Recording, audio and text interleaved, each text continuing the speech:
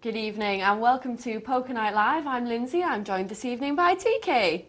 Lyndsay. Hello. How are you? I'm good. Yourself? Very well, thank you. Our first time working together tonight. I'm very nervous. Oh, don't be nervous. We'll have some fun. Are you from Liverpool? I'm from Newcastle. Oh dear, same thing.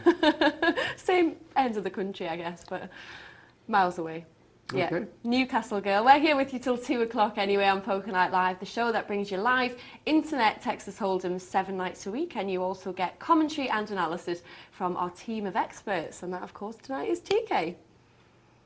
He's here to answer your questions. It's amateur night tonight, so we want your questions. It's up to you what we talk about on this show.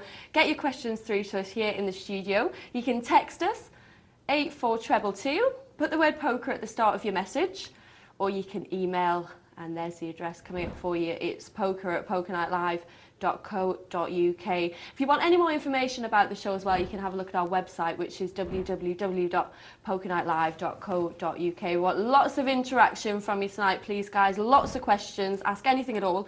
TK is here to give you his views and his opinions and help you out. Yeah, and we'd like some interested emails. If there's anything that we can answer questions on, we'd love to. We would. And we've also got lots of good games coming up tonight. We've got a new thing for you tonight. It's Purple Lounge, which we've got tonight. So we've got an MTT later on, which we'll give you the details on very soon. But TK is going to take you around our tables.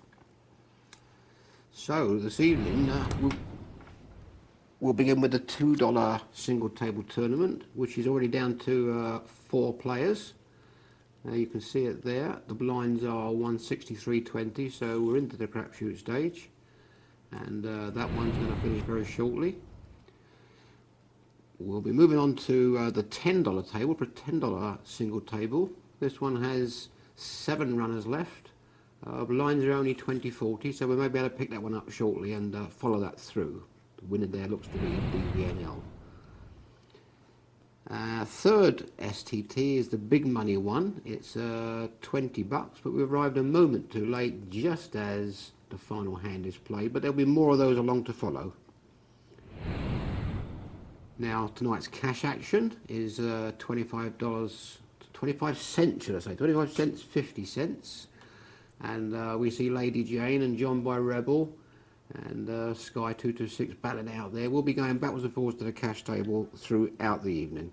And our multi-table tournament, which we'll be dipping in and out of throughout the night and showing you the final table later on, is a Purple Lounge free roll. First prize is 2 months' worth of fine wine. I think I'd quite like to play in that one myself. How much is 2 months worth? Well, you can have that. It's worth $1,800, or you can have $750 cash. What would you go for, the wine or the cash? Cash, I'm a teetotal, I'm afraid. Oh, I think I'd go for the wine. Being a Geordie girl. I heard you was a bit of a wino.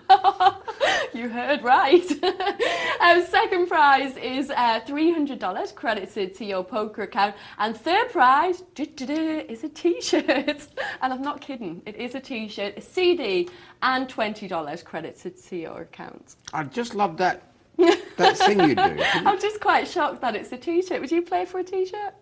If depends who comes with it, I suppose. Well, yeah, I guess you get $20 as well, and it makes that first prize worth fighting for, definitely. So good stuff there. But like I said before, it's amateur night tonight, so we want all of your questions, no matter how simple they are. If you're struggling with any part of your game and you want to ask TK for his help, then get those questions through to us. 84222 is the text number, and the email address is poker@pokernightlive.co.uk. But I think we should head to a game. Okay, we're going to start this evening with the $10 single table tournament, which we're going to pick up. It's already begun. Blinds are 20.40. There are 7 players left, and as we begin, we have 3 players in a pot, all with bag of spanners. And so the gentleman there, whose name is L Pig, actually that may be a lady, takes it down, and they're moving forward nice speed now. Again, there's no real hands here. King 8, King 7, and King 8's going to take this quite easily from Daz. Daz, who I notice is a regular on these tables. Yes, you see a lot of El Pig as well. You see these people regularly, then, do you? I see El Pig a lot, Hoofy as well, or Hoof. Where do you think they get these names from? Oh, I think they do it deliberately to wind us up sometimes. Yeah, maybe so. Well, there's another 4 bag of spanners here. There's no hand that's going to be fought over. Somebody's going to steal it. It's first to move takes the pot.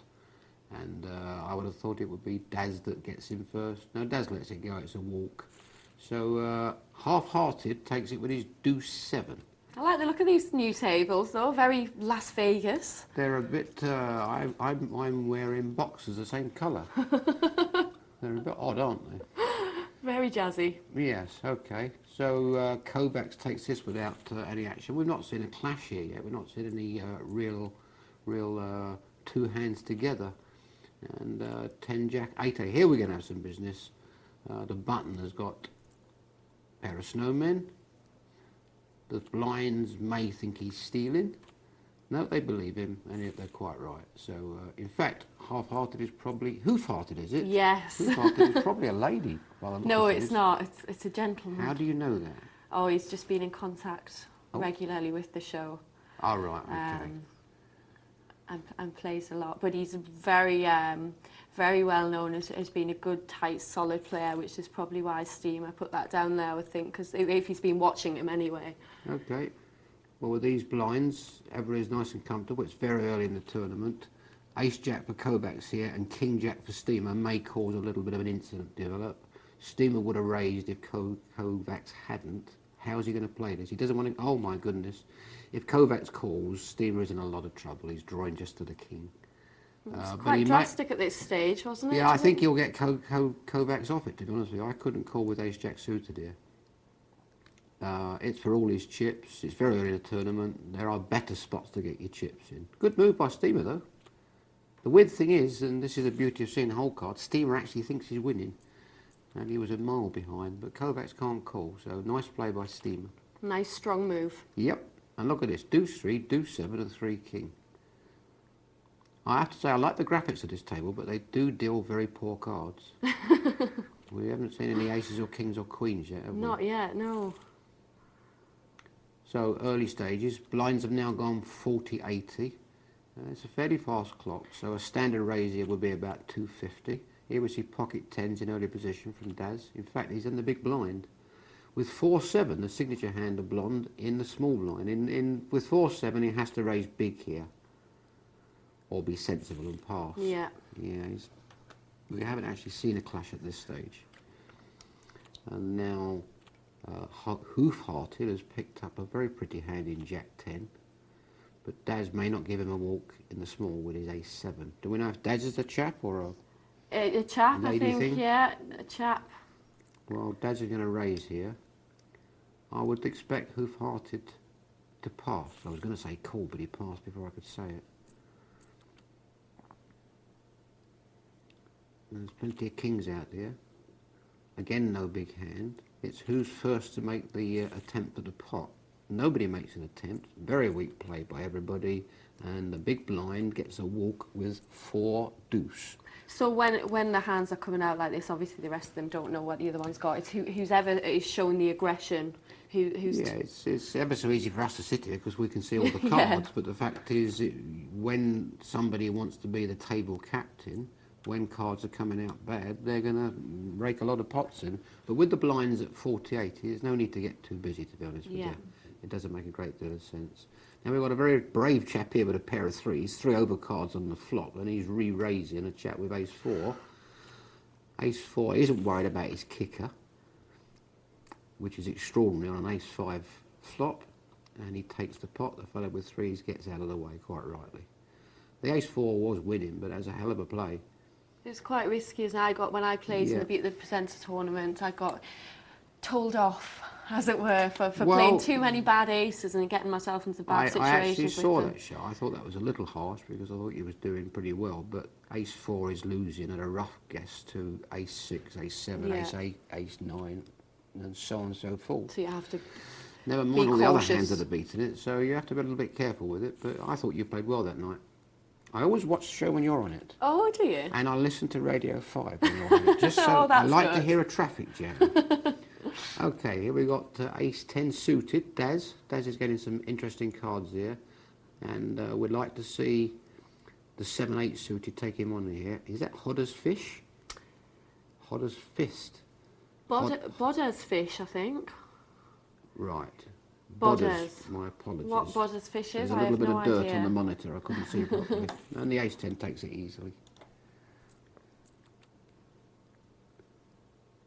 They got a fair old lick here. Now we're starting to get some nice hands. Jack Queen suited looks pretty.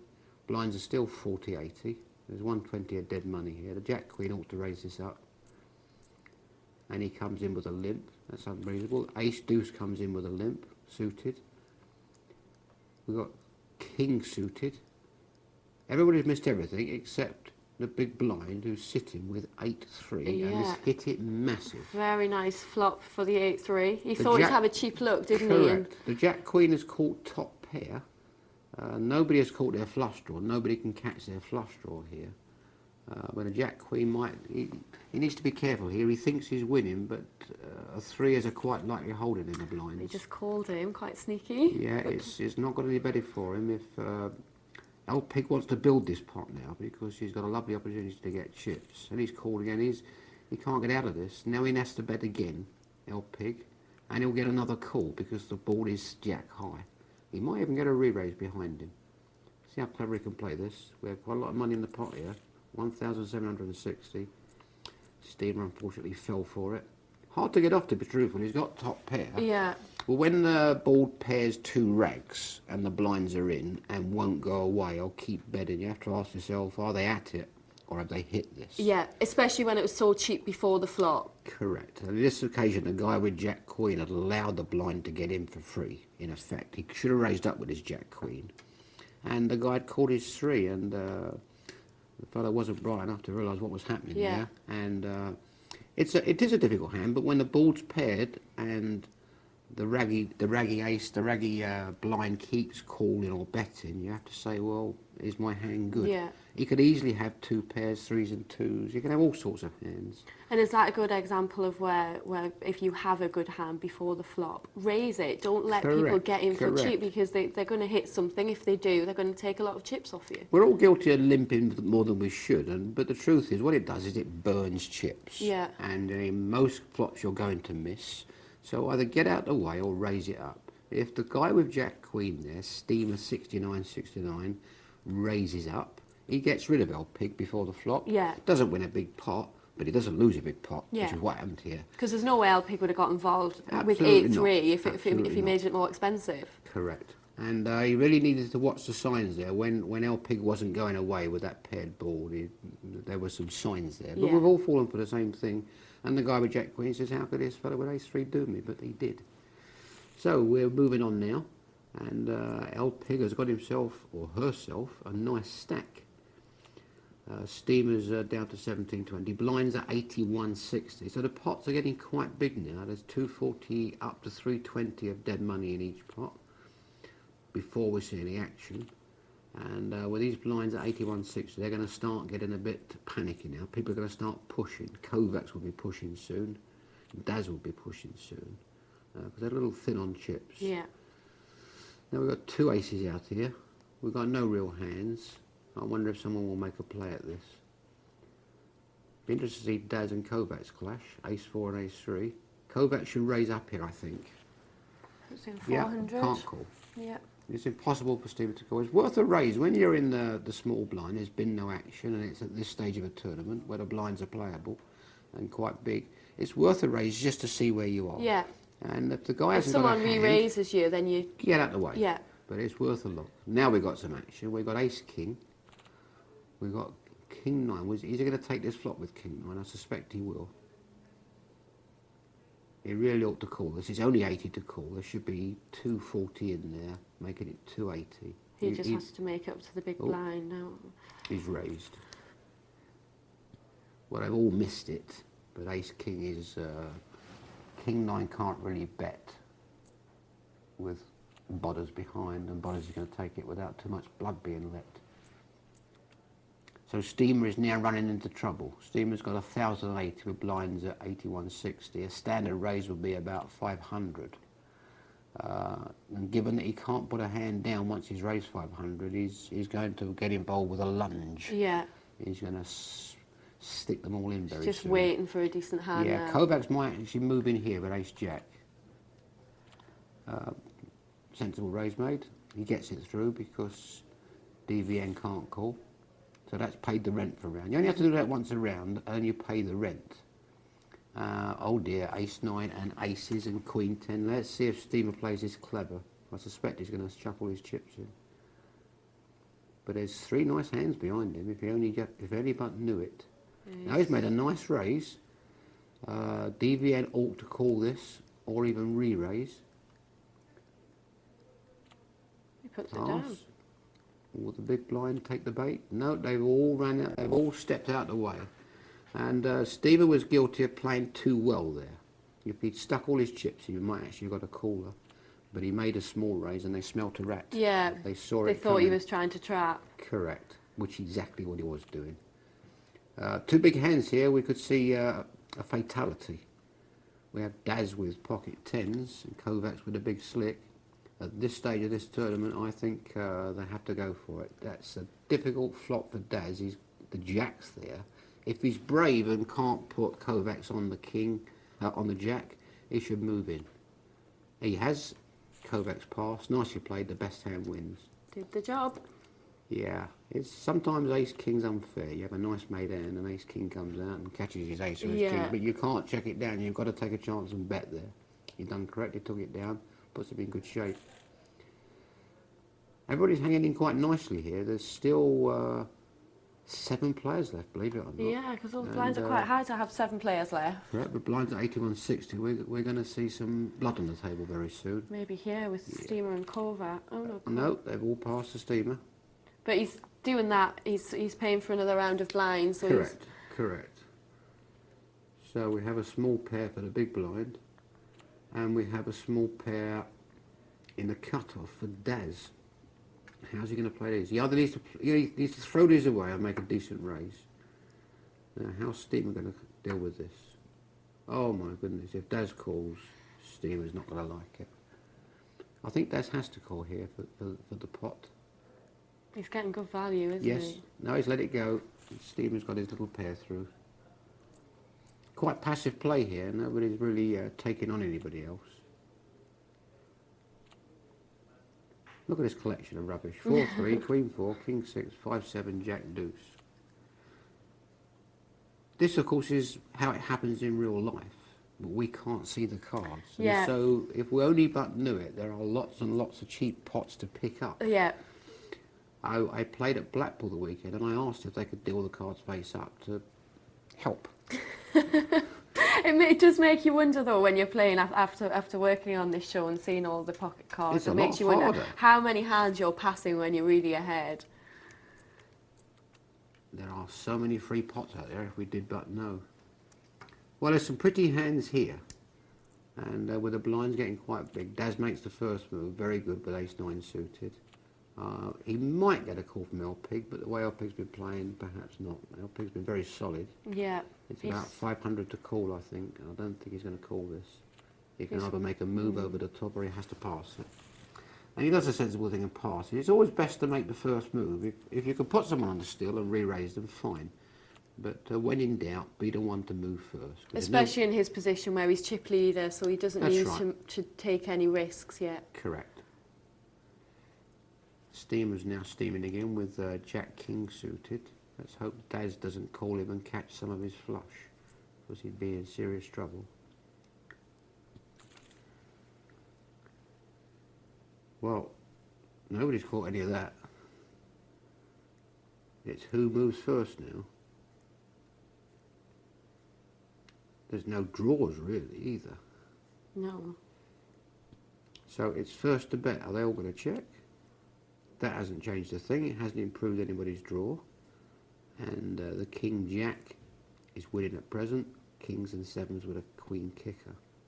Somebody needs to make the first move here. Now, LP has caught second pair. Does he know it? Is somebody going to let him get there? If he bets out here, he probably wins it. Nearly 1,000 in this pot. So relative to the stacks, it's quite a lot of money. And his 9 is good enough. He's establishing a nice lead now. He's actually playing this very solid. He's clear leader. He's got 3 times what most people have in their stack. In a situation like that, when you're just not quite sure where you are, is it worth just putting in a little bet to at least ask a question? Correct. Correct. It's very important to know where you are, and you only can find out by putting a bet in. You have to spend a little bit of money to find where you are. But you must do it. If you don't, someone's going to take it anyway. So he puts a little bet on the end. He thinks his 9 is good. He's not sure. And the only way you can find out is by putting that bet in. Yeah. And they all pass, so it's exactly the right play. And if he's not ahead, someone comes over the top, he bins them, he mucks very quick. But at least you know where you are. Correct. You have to find where you are. That was one of those hands where everyone was just being too cautious. Yes. Well, nobody called a thing, did they? That was the problem. Yeah. Nobody was anywhere near anything. But right on the river, El Pig was allowed to get there. And really, if the guys were playing a little more aggressive, he wouldn't have been able to catch that. Yeah. Somebody should have took a punt on the flop. Yes. If not on the turn. Once it's been checked round on the flop, the guys on the turn should think, hey, nobody's got any of this. Yeah. Let me be the first to move. To the victors, the spoils. Get in there. Well, we still have 7 players. El Pig is increasing his dominance. Daz is getting very thin indeed. Yeah, well, those blinds now, 163.20. I think at ace-5, this might be his move hand. Yeah, he's moved in. He might get called by Kovacs here. Yep. Yeah. And as it happens, Daz is not in the worst shape in the world. There's 2 overs. Oh my goodness, he's caught the ace and the 5.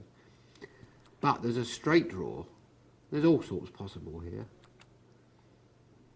The 2 pairs are good.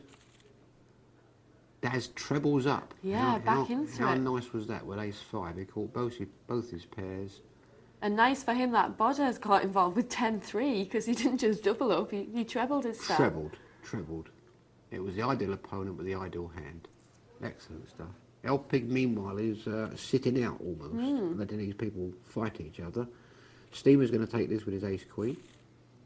Do we know if any of these are young ladies? I don't. None of these that I know are ladies. That's rather a shame. Well, some of the other regular players who email in are, but maybe we'll see some of those a bit later, but not on this table.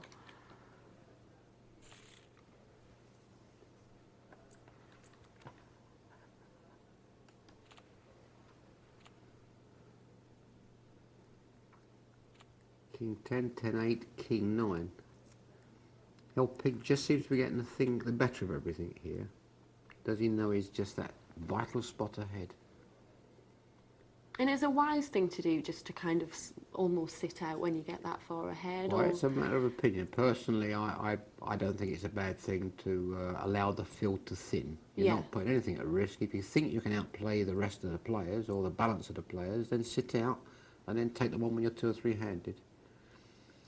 El Pig's put a nice bet in here with King 10, and Daz has moved all in with King 9, a dominated hand, and believe it or not, has caught the 9, which is a bit sad.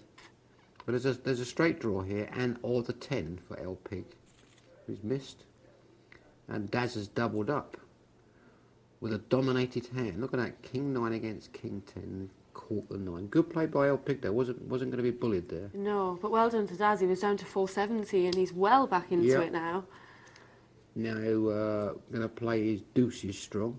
Hoof-hearted moves in quite correctly with nice looking hand, King Queen. His dad's brave enough to call it. Daz is leading, but he's got a bit of a cheek clencher that one to hang on. Yeah. There's James Browning's example, King Queen rules in an unraised pot. Is that James? That's what James says. Is that one of his sayings? Yeah. I've not heard that before. He's got all sorts of little maxims he's saying. But actually I've started putting it down if someone's raised before, and I think it's we've seen quite a few of them since he said it. Does seem to work. Yes, it's just you don't want to go to war with it. Certainly raise with it in an unraised pot, and certainly see flops with it. But if the action gets very hot, I worry about King Queen, because Ace King and Ace Queen are such likely holdings that people play very strong, and King Queen plays pretty terribly against most of those. Yeah. So yes, unraised pots, get in there with a King Queen and put a bet in. But if you sense some real action, don't be worrying about somebody that's got jacks or 9s or 8s. They're not the real problem. The real problem is if you're up against Ace King or Ace Queen. Yeah. Now you're in a real pile of poo. Yeah, very dominated. So be careful with it. So here's your hand here, Jack King. against ace-7, ace-9, jack-king twice. And they're all out of the way. I say these guys are they're playing very protectively. Kovacs has picked up the kings here, and oh dear, if only Hoof-Hearted knew what he was he's betting walking into. Yeah. Well, he might get off this. I think he will. I think he will. He needs to, that's for sure. Oh No. my goodness, he's called. He is dead. He is dead. He needs to bet. If he doesn't bet, he might just get off this. It's a sort of flop. He might think he's winning on as well. No, Oh, well, hoofy. crippled. 530 with blinds at 326.40. It's to only have lost one player is very unusual, isn't it? Well, we've been coaching him, you see. I think we're going to lose another very shortly. Hoof-Hearted doesn't have a big blind. And the rest of the players, I would like to think, may well check him down here. Steamer's made his move with King 10. I think he's going to get it through, although if I was DVM with those chips, I might be tempted to call. No, lets it go. So, incredibly, we've been playing this for some time. We still have 7 runners. The blinds are now 326.40. Hoof-Hearted has got a nice ace here. But El Pig has a nice ace as well, ace 10. They've both caught their ace. This could be curtains for somebody. Half-Hearted is in. Oh, 2 pair, goodness me. Wow. The ace-6 beats the big ace by virtue of 2 pair, but hasn't really helped a great deal. El Pig was a mile ahead and had a straight draw, but ace-10 was beaten by ace-6. And now we see Hoof-Hearted in again with 4s. He's going to get looked up by El Pig with ace-jack, that is for sure. They're falling thick and fast here. Is he going to hang on again? The flop is safe. There's a straight draw here. King, yeah. A king, an ace, or a jack. There it is. King, yeah. There it is. He's hit the straight. Well, A bit unfortunate for Hoofy there, wasn't it? Yeah, it was an exotic way of doing it. But Yeah. I think Hoof-Hearted had rode his luck for some time. Yeah. And played very well, but El Pig looks the likely winner here. Yeah. And that was a result for me. So we're now down to 6 players. We've only lost 2. And Daz with the suited ace makes the obligatory raise. Kovacs out the way. This could go for a while, but blinds are now 326.40 and must be due to go up very soon. So these guys need to be dancing a little. Yeah. And I think El Pig might take a look with ace-7 here. All in. Correct play. Gets it through. Yeah, I think he's got a bit of respect as well, where people are a bit reluctant to get well, involved he picks up nearly 1,000 in blinds by doing Yeah. that. Now the jacks. Daisy's got jacks. I wonder if Hodders Fish is probably going to have to look him up, because Hodders Fish will only have 930 left. He's got a king jack. He thinks it's a nice looking hand. So I think Daz is going to move all in here. Go on, prove me wrong, Daz. No, proves me wrong. Puts a sensible bet in. Teases Hodders into moving in, which is exactly what he wanted. He just has to avoid the king now. Oh! On the river again. What a cruel game poker is. He just had to avoid that king. He tempted Hodders into the pot. Bodders into the pot. Played it beautifully. That was nice poker. And to be honest, the best play wasn't rewarded there. Such is poker. So Daz with the king queen and hits. Do we have a straight draw here? Or we have a gut shot? Needs a 6. Needs a 6. Right, Doesn't well, get that it. cripples DVN. We're now getting some shape to this game. Daz has managed to come back. Kovacs is still there. Steamer's getting a little thin. Bodders. This is a lovely hand for the last hand for DVN. And I think he's almost certainly going to take it down. This ball doesn't want to pair, though. This ball does not want to pair. It's okay at the moment. That's fine. That's fine. 3/8 ace queen. Yeah. Had it paired twice, then both aces are going to split it. Oh, did they split that? I don't... I didn't see what happened there. I had a bit of a misread. Well, never mind, we move on. This is going to have to be DVN's Swanson, I think, with those chips. He might get looked up. At least he's had a couple of hands when he's been really short stacked. He's had something worth pushing in with. Oh, Great he's got flop. 2 pair luck. They just won't die, these guys. Full house. With a card to spare. That was just what he needed. He refuses to die. But don't forget the blinds here are 320, 640.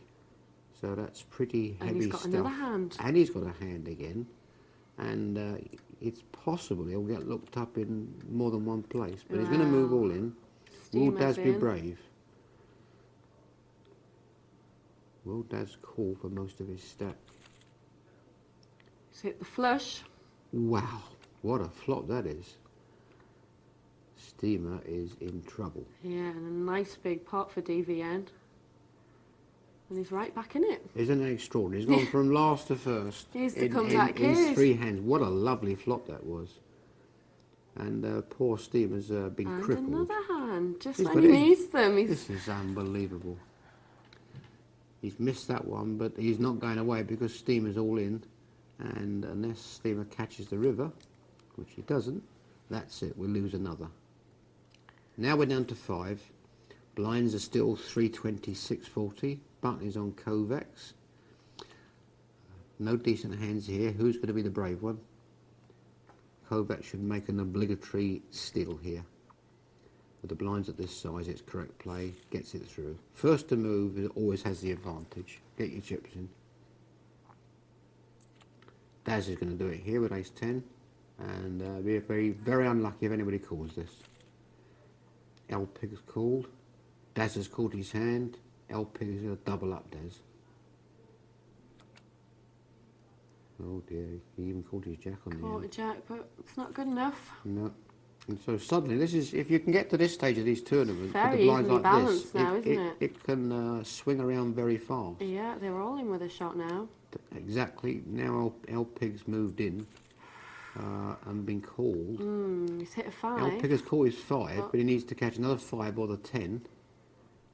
Oh, he's doubled Daz through. Well, that's a brave play with those 6s. Daz now has how many? 6,000 odd? Yeah. And L-Pig is almost down to the felt.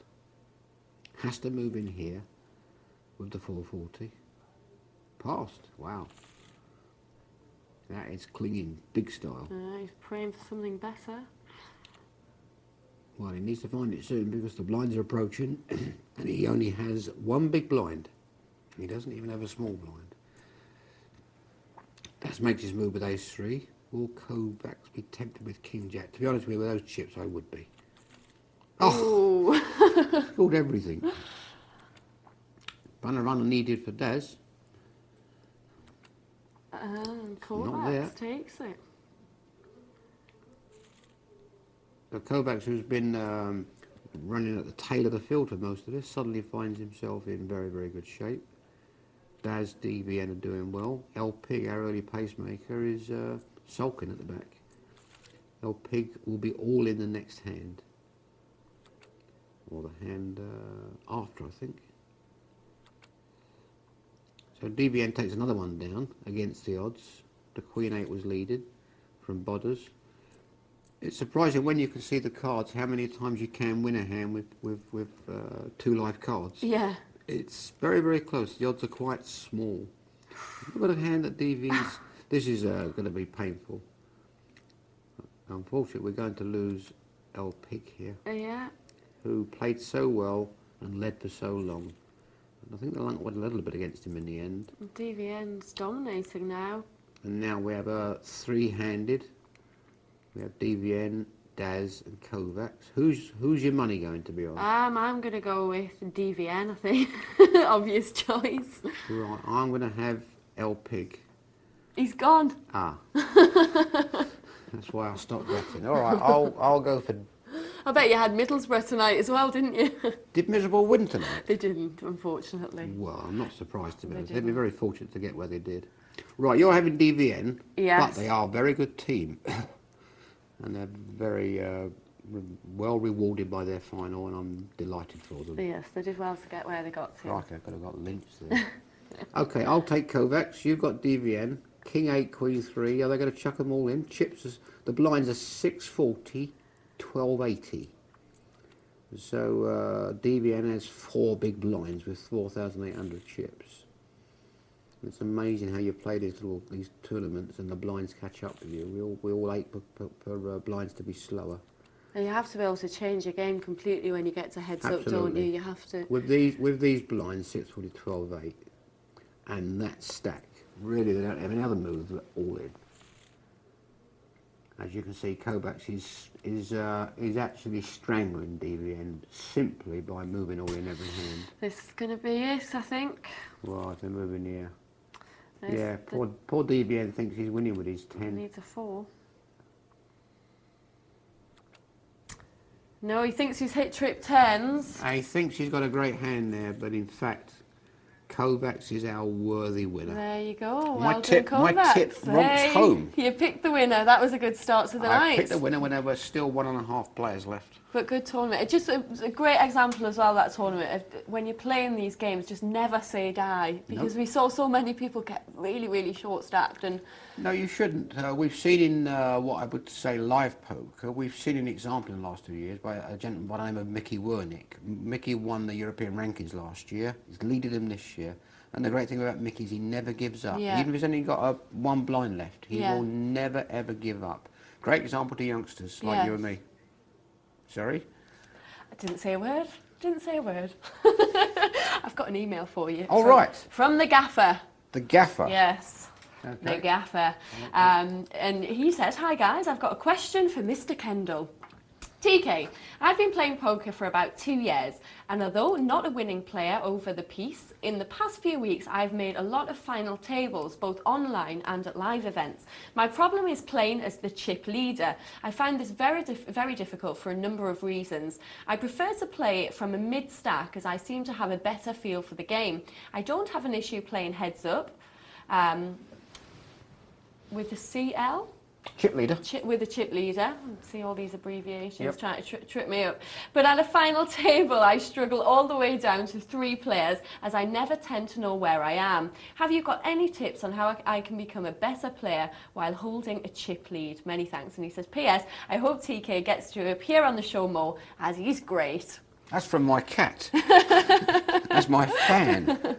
There you go. Nice email, thank you, Gaffer. He likes the youthful exuberance that you and I bring to the show. Exactly, yes. Exactly. What we seem to be saying here is you're struggling in finals. You're okay when you get heads up, but it's when we get... you're not okay when it gets heads up, and you want to know how to get through the final. Well, I'm a difficult person to ask because I'm the world bubble champ, but you've got to be more aggressive in finals. Pick your spots. Move first when you can. The first thing to remember when you make finals is don't freeze up. Don't be sitting thinking, "Oh my goodness, I'm going to get beat." Try and enjoy it. Finals are to be enjoyed. It's why we play poker. When you make a final, doesn't matter what the size of the competition is, you get a rev up, don't you? It doesn't matter if it's a $2 comp or a $1,000 comp. You get the same it's rev adrenaline, up. isn't it? Yeah. So the important things to enjoy it. So number 1, I'd say enjoy it. Number 2, don't freeze up. Number 3, try and move first in all situations. Try and be decisive. Take your time on your decisions, but when you make a decision, be decisive about it. If you've got a marginal hand, ace-10, and somebody moves in on you, let it go. Be first to move with ace-4 rather than call with ace-10. Even better, don't play small aces, play suited connectors, but move first. The important thing is to enjoy it. Remember, there's a lot of luck in finals. And please let us know how you get on, because we'll be interested to see if this works for you. Remember, there's a lot of variance in tournaments as well, so don't be disheartened if you lose a few. Gaffer's like the polar opposite to me. He doesn't like being chip leader. I would love to be chip leader. It never happens, but is that quite unusual that he doesn't like it when he's in a situation when he's ahead? Well, I understand what he's saying. I think it's fairly unusual. Most people like to be chip leader because you can play a different sort of poker, but if you're not used to it and you're more comfortable, well, fine. Some people like to come from behind, some people like to lead from the front. It isn't a problem, but I do find it an unusual one. But he should, if he's going in there as chip leader at some stage, then you're doing something right, Gaffer, because only one person can be the chip leader. So to get to that point, you're doing something right. Vicky has sent an email in, and Vicky says, I've got a problem deciding if I should play 6 max or full ring. I seem to win a lot more quickly playing 6 max, but I prefer full ring. I'm playing 25 cent, 50 cent blinds. What should I do? Play where I win more quickly, or play the 10 max, which I prefer? What size table do you play? 6 or 10, and why? She wins more quickly playing 6 max. Well, firstly you should play what you prefer, and if you play what you prefer, then you will win more, because, you know, that's really one follows the other. What size table do I play? 6 and 10. I actually like 6 if I'm playing not too many competitions, because it keeps me interested. Yeah. If you're sat at home playing one table on the internet, it can take a very long time to get round to, and you get bored and lose concentration and focus. The less players, the better for me. Yeah. And the beauty of playing 6-handed is that you can devalue hands. Ace King becomes Ace Jack, Ace 10, for example, even less Ace 9. And what you normally play as a pair of queens, you can play like a pair of 8s. So I actually like 6-handed, but you need to be more aggressive. As to which one suits you best, really, I think you've got to play the game that you're comfortable with. And if you like 6 players, play 6 players. If you like 10 players, play 10 players. But the key to winning at the game is finding a table you're comfortable with. And whether it's 6 or 10, you've got to find players that you can beat. And you've got to look at the stacks they're playing with relative to your stacks and saying, okay, you know, is it worth me sitting down here? Yeah. I sometimes sit down at night with, let's say, $100 on a high-low Omaha game. I like a little bit of high-low. But if each of the 5 players at the table has only got $20, there's not a lot of point me sitting down with 100, because I can only lose, really. What I want to see with my 100 is 3 players sat there with 400, because I got a chance of some nice money then. Yeah. But equally, players with big money could be good players. It's a good bit of advice for new players as well, is to make sure that you're really looking around all of the tables and find a table that really suits you, and you want to be playing against the right people. Don't just go to the first table and sit down and take your chances. You want to really look around, because there's so many different games available. People don't take enough care on game selection. If you go to Vegas, or even the major card rooms in the UK, and look at a good cash game player, a cash game player will walk around the tables and see where the value is. And if he doesn't see the right value, or she doesn't see the right value, he will not play. Yeah.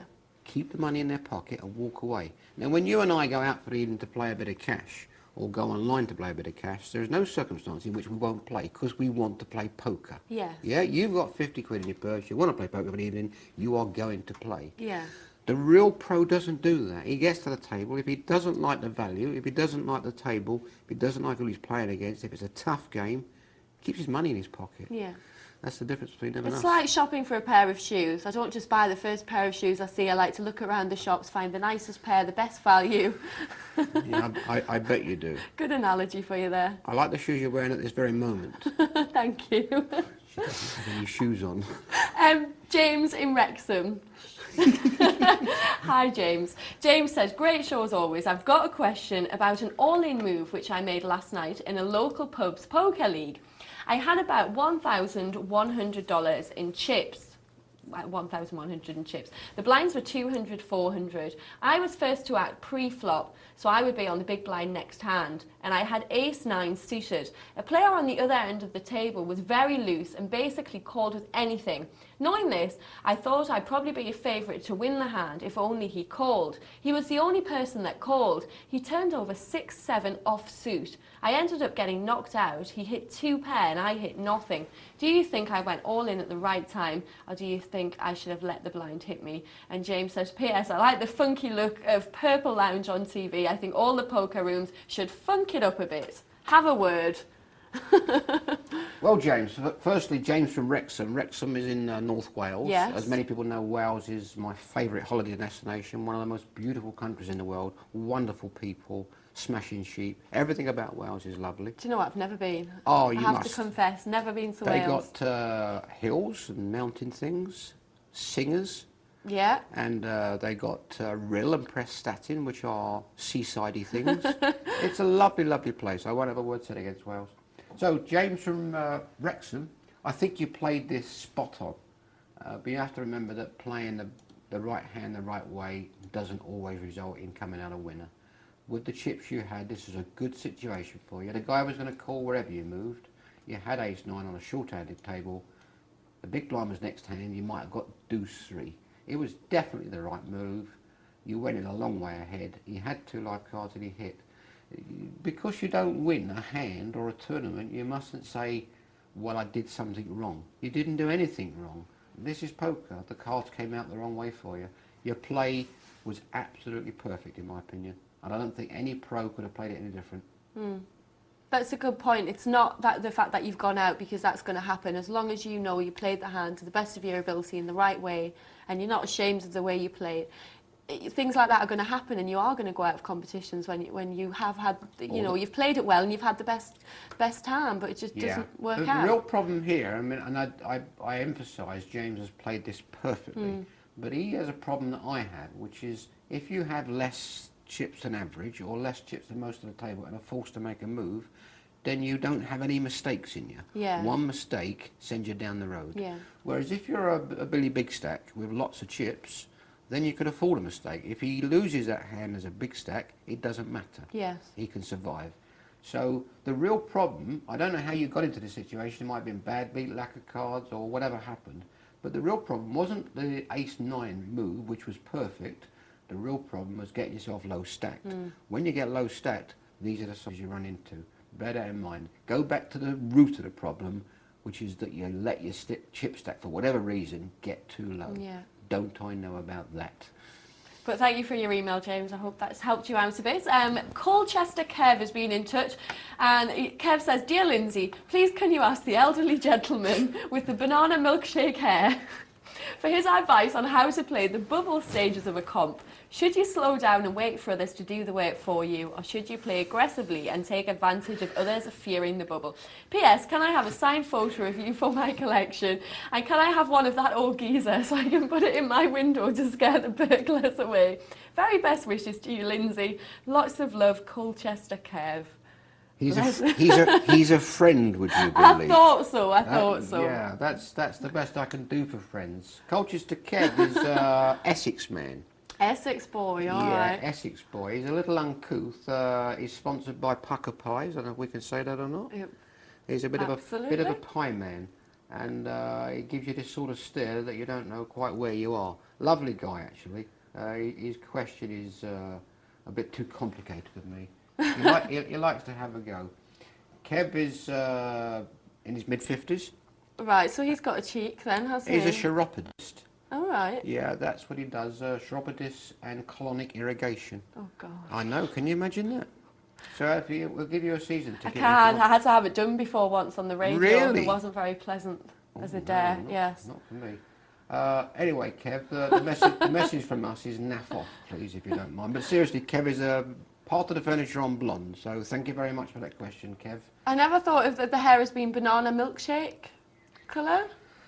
Yeah, well, you wouldn't have thought about it if he hadn't told you, would he? Don't you think it looks rather nice? I do, very fetching, but yeah, banana milkshake. I never would have described it as being that colour. There's a bit of a story behind that. Somebody had a bit of a rant at me the weekend, and they insulted me in a million ways, and it gave this guy a whole archive of stuff he can throw at me. So they're going to have fun with this for 6 months. Well, so there's plenty more where that comes from. Any more like that? We'd love to hear from you. If you'd like to send us a text, 84222 is our text number. Put the word poker at the start of your message. Or you can email if it's maybe a little bit longer. The email address is poker@pokernightlive.co.uk. Right, lots more games coming up for you after the break. Some more sit and goes, a bit of cash as well. We'll be having a look at that. Also, Beat the Presenter. I'm going to be playing in the Beat the Presenter game in the next hour, and we'll be playing that back after midnight. So stick around, and we will be back here on Poker Night Live, and keep those questions and emails coming through.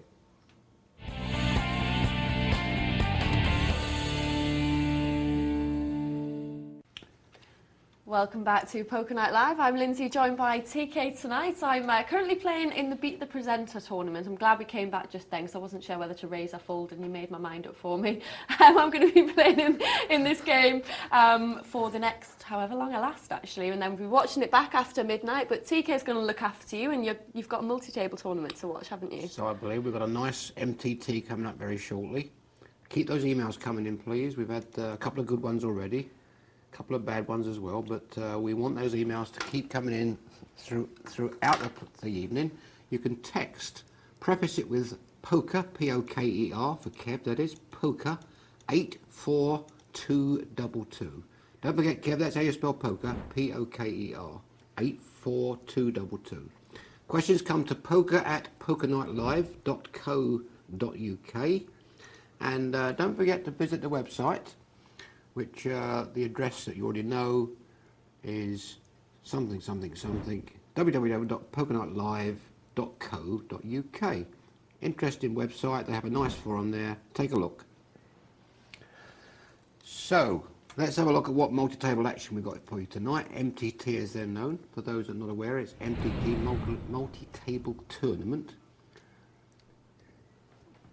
And we have a full table here. Not quite sure how many runners are left, but the blinds are at 25.50, so we're very early in the tournament. There were 87 runners to begin with, it says on my little thing. And with blinds at 25.50, we shan't see too much action for yet a while.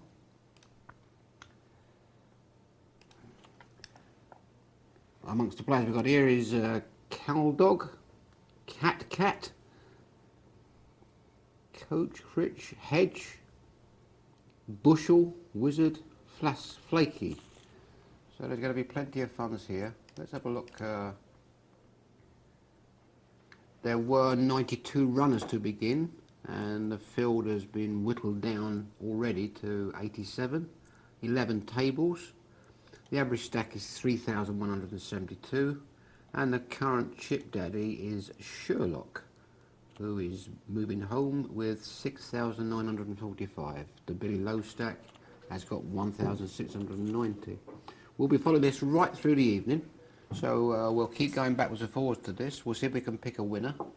But with blinds at 25.50 and the average stack 3,172, blinds actually gone 5,100 now. This is going to be a long competition. We're going to be around for a while, so we'll settle down and enjoy it if we can.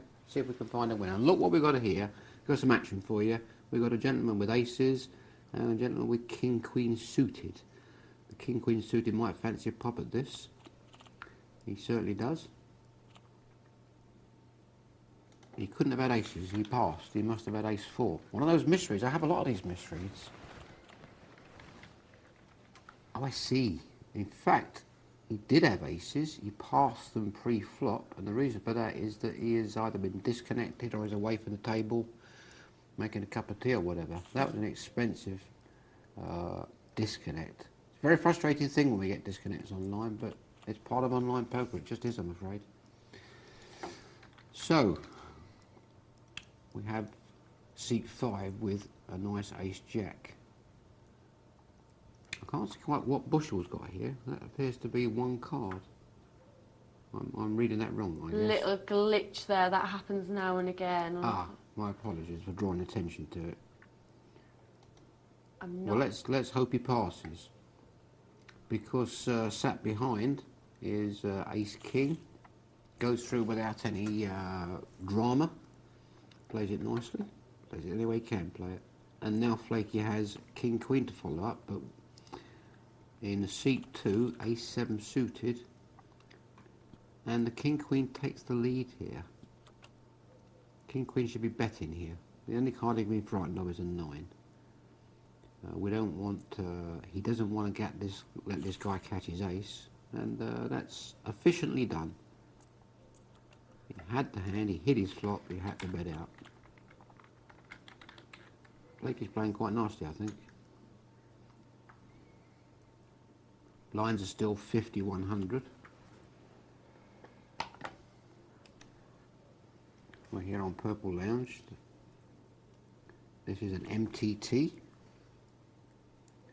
One or two of our friends are in this tournament. We may, if they last long enough. I believe Ironside is in this tournament, but he would have been in the first 5 that went out, I suspect. He doesn't normally last too long.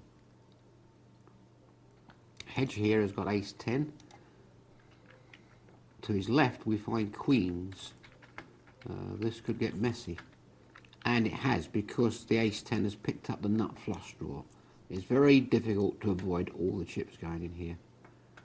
The queens has got to raise on this flop. The ace 10, I can't see him putting it down. He's got 2 overs and the nut flush draw. He thinks he's got the winning hand with his ace 10. There isn't any way the queens are going to go away unless our ace or king comes on the end here. But if it's a diamond, there's going to be blood on the floor. Wow, this is exciting. The queen's bet. The ace 10 has to call. Oh, he's hit his ace. How unlucky is that? Now he should bet out. The guy with the queens is desperately unlucky. But he's got away from the hand. He knew he was losing on the end. He let go. Goodness me, that was unlucky. But that's the nature of poker. Please remember, bad beats are part of it. There's no point banging the table, smashing the keyboard, swearing, tilting, or being rude to people. It's not going to change anything. Take it graciously. Tomorrow the sun will shine or it will rain, and there's nothing you can do about it. It is what it is. So I'm a bit contemptuous of people that can't take their beats very well, but it is a weakness in their game. You have to just deal with it. It is what it is. So this moves on at a fair old pace. Blinds have now moved up to 75, 150.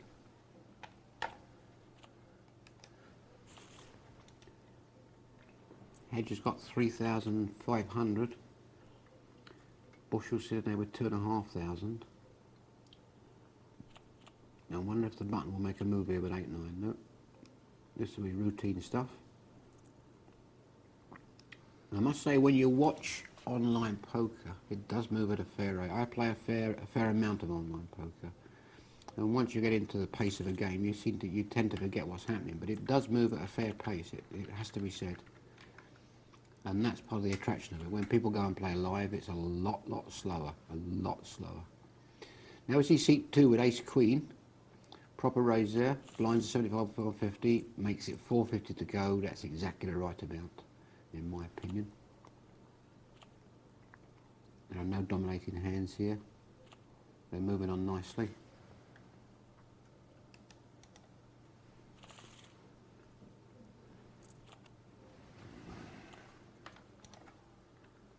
Hedge has now picked up pocket jacks, and Flaky has got pocket tens. This has the potential to get a bit unpleasant. They both might be saved. The guy with tens might be saved if the flop comes ace, king or queen high. Other than that, he's going to find himself in a bit of trouble. So tens have made a big raise here. The jacks have re-raised, have called. Now an ace has come, and they're both worried about the ace. They both think the other has got the ace. Who's going to be the brave one that tests the water? Very hard to call if one bets. Hedge bets. Flaky passes. Flaky has to pass. Flaky checked. Once Flaky had checked, this was the opportunity for Hedge to get in and steal the pot. It was just not possible for Flaky to call without the ace. As it happens, he was losing anyway, so some sort of justice is done. This is moving on at a lovely pace. Lyndsay is sitting in the corner, blazing a trail in her... blazing a trail in her Beat the Presenter. And, interesting characters on here, I have to say. Well, we'll be bringing you some emails soon. I noticed some interesting names on the email inbox. So once we calm down a little and we get a break, we'll take some more emails from you. Please keep them coming. We do need them. We do want them. Every email we get, providing it's compliant, will be read out. We'll try and answer your questions. Remember, we're here to have some fun tonight, have a laugh and enjoy ourselves. Yeah. So please join in with us. It's you that makes the show.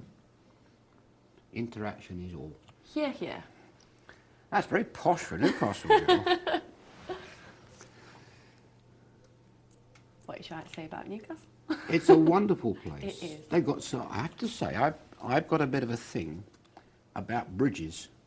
All right. I've got a book on bridges. We've got loads of them. It's a very long book because it shows bridges in their entirety. And first time I went to Newcastle, I was like a little boy in a sweet factory. There are bridges everywhere, aren't there? There are ones that go up and down and swingy things. We've got a new one called the Millennium Bridge, which you can walk across. I went across it the other week. It seems an awful lot of money for what it does. Just takes you across a little bit of a river thing, but you've got a little bit of a river. It's the River Tyne. Yeah, but it's not a proper river, is it? Not like the Thames, is it? No, seriously, it's a lovely place. And the thing is, to go out in Newcastle in the evening is a wonderful scene, isn't it? There is so much life there. So much life. Us Newcastle girls like to have fun. Yeah, I noticed. So, the MTT moves on apace. Blinds still 75 150. Hedges built up to nearly 5,000 now. We see an interesting hand here, King Jack versus nines. The King Jack has flopped his king. So far, the nines doesn't believe he's hit it because it's the only overcard to his pair. Is he good enough to escape? Oh my goodness, he keeps calling. He's calling his stack off here. He needs to get in or get out. I don't think Cat's going to go away.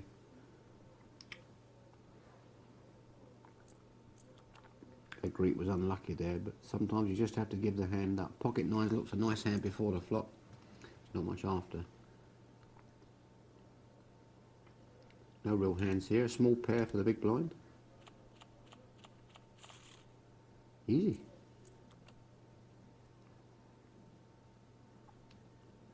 We're actually there'll be a bit of table balancing going off shortly because we've got an empty seat, but that's the way it goes in Maltese. There's often a seat empty. These are the times when you can attack the blinds. These are the times when there's weakness. Blinds have now gone 100, 200, and we'll see if we can get you an update on what the average chips are and what the chip leader has very soon. But the competition is starting to take shape now. And young Ironside who entered this competition is probably back home by now. Hedge, I must say, pressure's on. Hedge 666. It would be rather nice if we could see where these people came from, wouldn't it? And he's 10-6, he's winning this against King Deuce, but he has no way of knowing that. And he puts a bet in. Well, that's lovely play. I don't think the King 2 can call. Unless he puts hedge on the move, which is exactly what. That's lovely play. See where you are. Stick a bet in. What are you laughing at? Just the comments in the chat box, all the questions coming through. Very interesting. Lyndsay, is TK anything like The Rock? And why don't you have any shoes on? How do they know you got no shoes on? Because you told them before, didn't you? Oh yeah, sorry, I forgot that. I didn't mean to. That was an accident. That was a misunderstanding. If you've got a reputation, don't worry, I'll ruin it. Good or bad. So, Queen 10 in seat 2, suited. Ace 10 suited. Round the other side of the table for Wizard.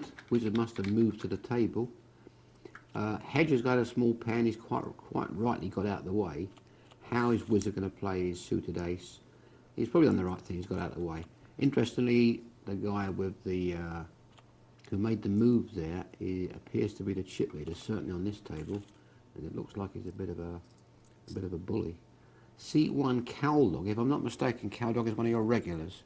Yes. I've seen Cowdog when I sit and watch this at home. I've seen Cowdog on many occasions.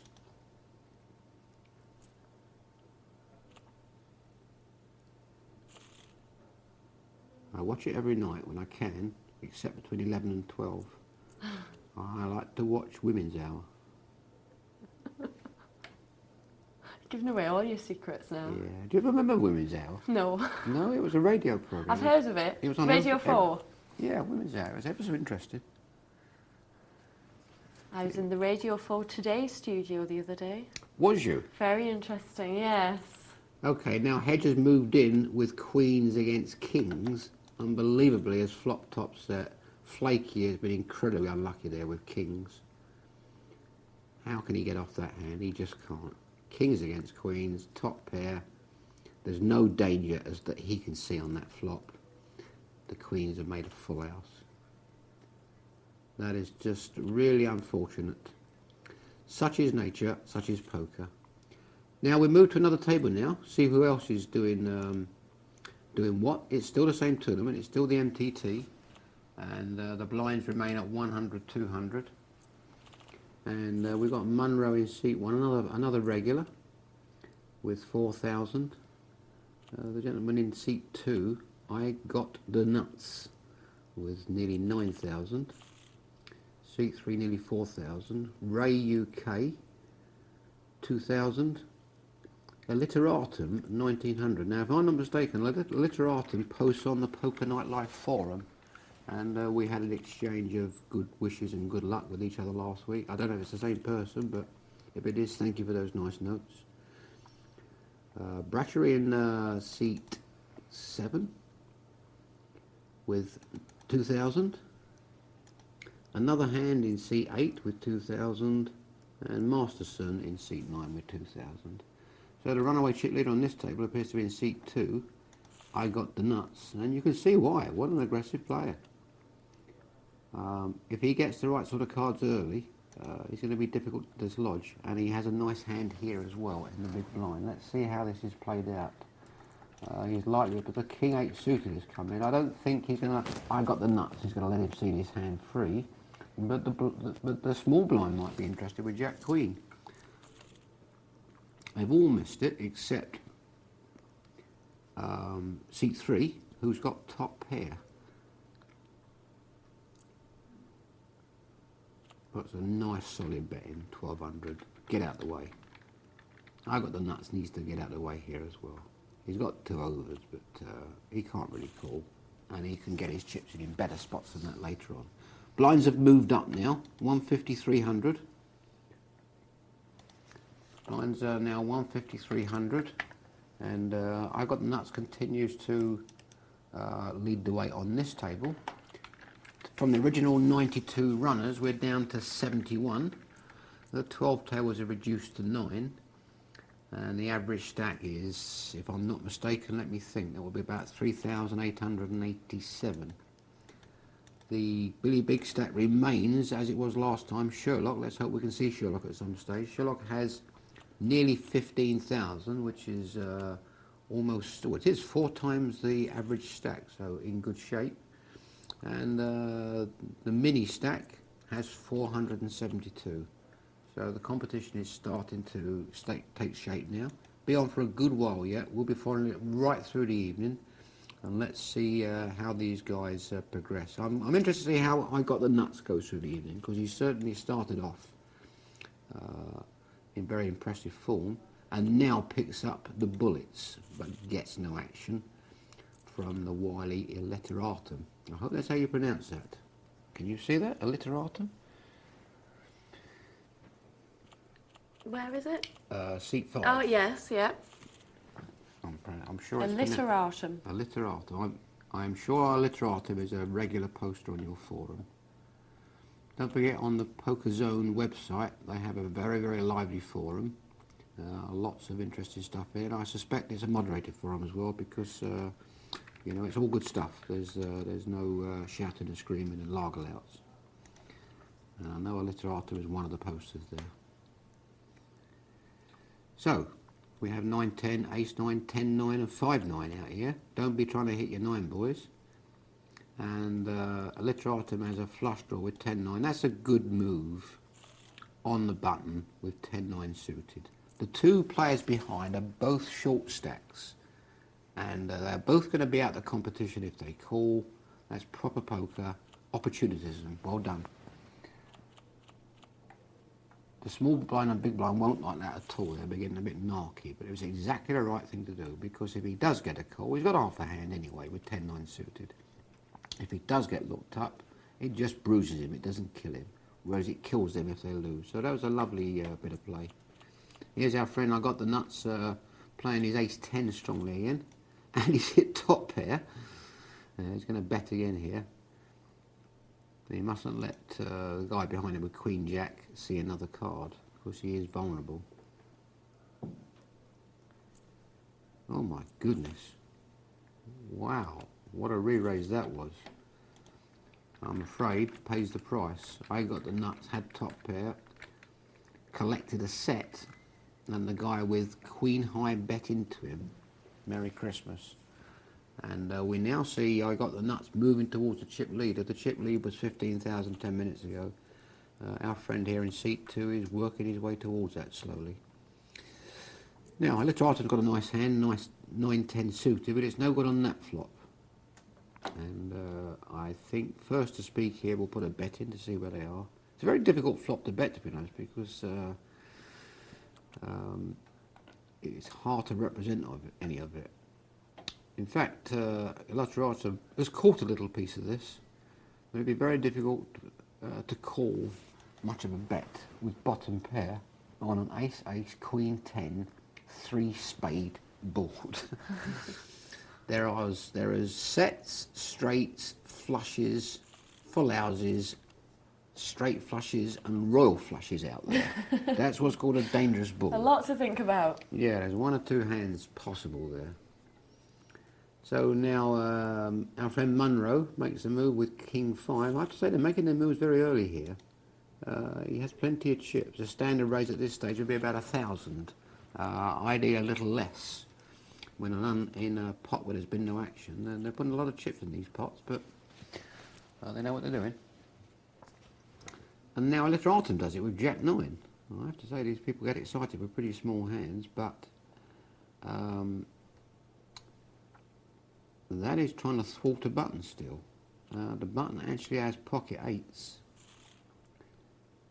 He was ahead. Literatum thought he was stealing. He wasn't stealing, but he thought he was behind and he wasn't. And that's what happens. 8s on the button from a Larry player, you always think they're at it. Literatum says, look, behave yourself.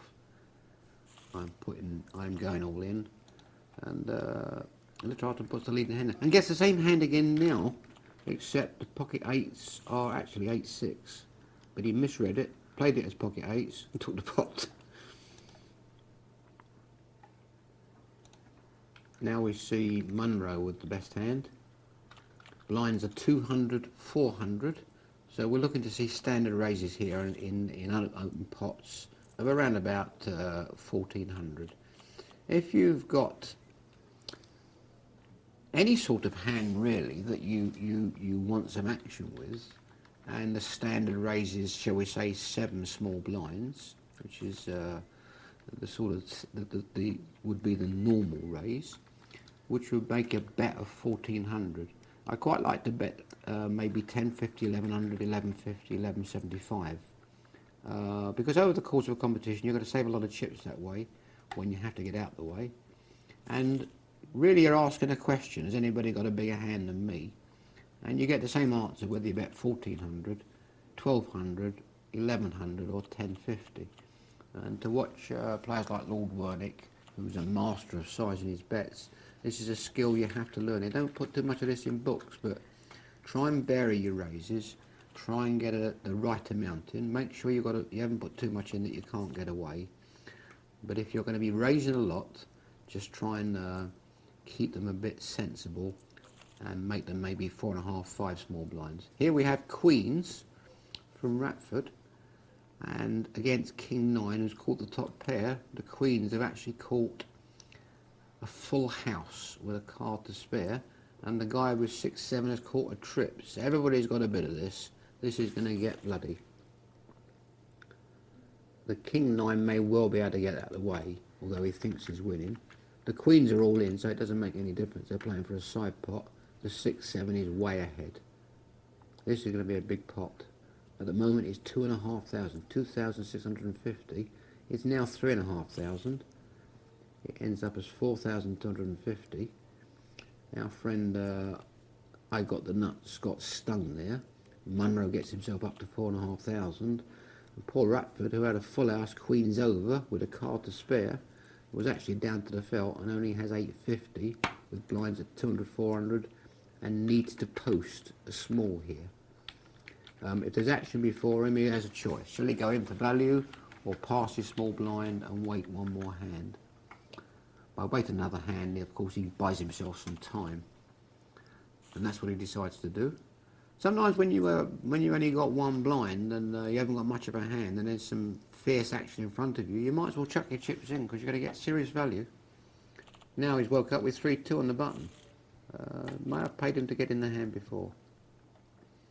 This could be his move, ace-3. Let's see what he can do with this. If there's no action before him, he'd have moved in, but Munro beat him to it with the massive jack-deuce. Suited. I have to say, Munro's got an exotic range of starting hands, and poor Ratford has now picked up 4-3. The guys in seats 1 and 2 have got very aggressive games, I have to say. You wouldn't want to be sat on a table with these two guys for too long. They're very painful, very uncomfortable. Best hand here looks to be in seat 9, Masterson. Masterson only has 670. Well, that is extraordinary. He only had 670.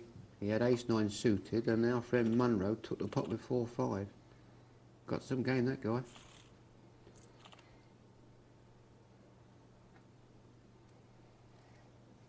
I think it was ace-5. 4-5. Now we see a literatum with ace-jack. These guys are paying a fair old lick here, and I got the nuts, has had a setback or two, but it doesn't stop him. He's still got 13,000. Munro has built a nice stack out of nothing with nothing hands. I like the game. Well, I never. Ratford with 450 left and blinds at 306. I'd have managed to pass to that raise. There isn't any hand he can pass there, and he just has to get his chips in. Now he has 150 left, and cool. Ray UK caught a lovely straight there. At last, Ratford on the button with ace-jack suited with 150 chips, which is half a small blind. Oh, I'm misleading here. Ratford must be sitting out. Ratford must be disconnected because passing hands left, right, and centre that are unpassable. So clearly that player is sitting out, and my apologies if I maligned him or her. Ray UK on the button, ace queen. Another hand in the small blind, ace 9. He's going to get stung here. We have 3 players, 2 players all in. Okay, now this is too exciting for me. You're enjoying yourself there, TK. My heartbeat is going like a heartbeat thing. So we're going to take a break, and we're going to move across now to a little cash. The cash game is going to be a 25 cents, 50 cents, and we're going to see who we've got on this table. I hope you lot weren't trying to read my poker face then. No, we wouldn't agree with doing such a thing. We've got Dead Man with 70 bucks. Eyes of Fear with 65. Boy Rebel with 246. I don't know how much you're allowed to sit down with on this table, but he must have been busy to get that there. Cure Head. 100 times the big blind, isn't it, on these ones? Is it?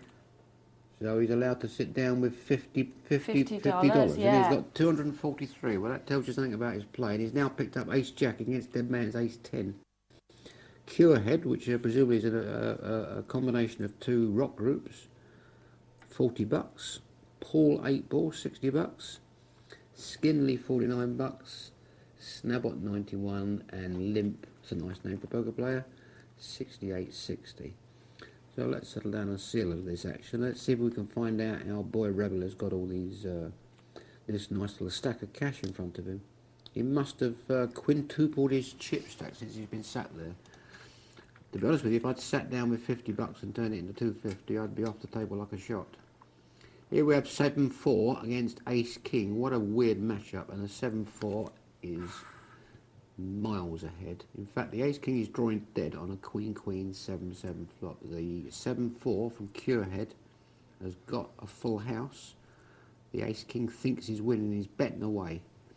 Curehead is having a little giggle and taking all these bets, and he needs to make sure he gets the maximum value by getting all his money in here. He's got everything in except $3, so he's not done too bad.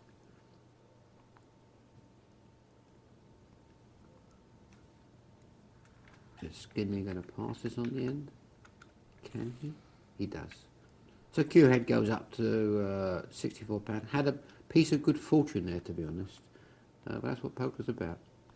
Not quite sure what he was doing in the hand in that position with 7-4, but good luck to him. Now we have a battle of the button and the blinds. It's all passed. Wow. They must be frightened of Boy Rebel. There was no action there whatsoever.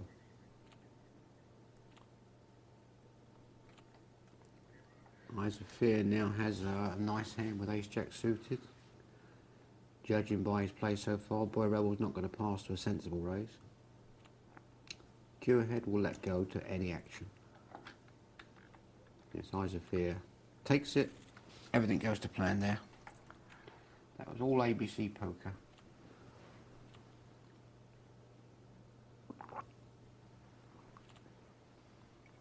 On the button, Q ahead with Queen Jack. Puts a raise in, that's the correct play. Takes the pot. It's an extraordinary thing how many people can play poker reasonably well. Look, Dead Man has the aces here.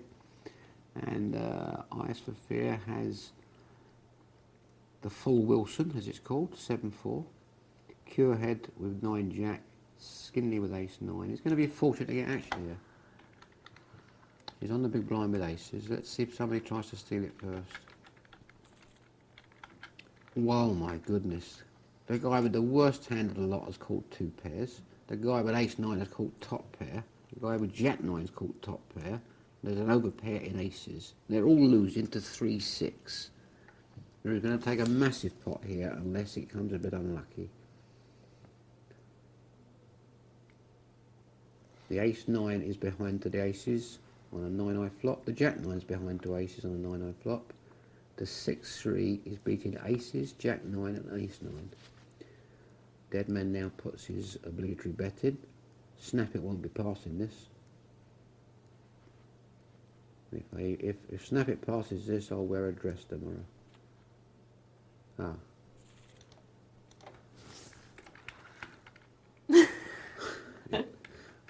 It looked like he passed, but he actually disconnected, I think. Oh. Yeah. Ken Snap It. Yeah, I think he just disconnected. Goodness me.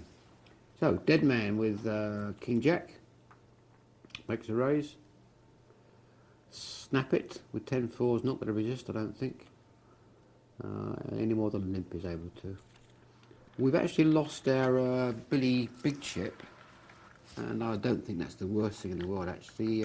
Boy Rebel had $250, which we assume he'd played up from 50, and has now picked up his money and gone. Some people say that's not good form. Well, that's rubbish.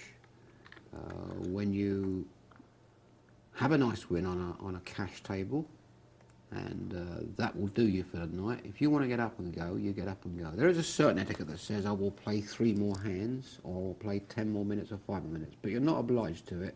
You can go at any time. When people take your chips, they don't worry about you. So if you sit down with 50 and turn it into 300, I really think the thing to do is say, gentlemen, it's been a pleasure. Scoop your chips up, scoop your money up, get up and go. Tomorrow, we'll live to fight another day. When you wake up in the morning and remember what happened last night is that you sat down with 50 and got up with 300, you'll be a happy money. And that's what it's about. You've filled up the ammunition chest. So, we have a pair of 5s here, I think. And Limp in the first. Everybody's passed to Dead Man, who now picks up Ace-King suited. Snap It has got a King-Queen suited, James's hand. There was no action, but he let it go. Dead Man's going to be aggressive with this Ace-King, I fancy. Dead Man has quite a bit of money on the table, makes a nice raise. Eyes to Fear has to get out of the way. I wonder if Q Head will fancy seeing a flop here. I would like to see a flop with that hand.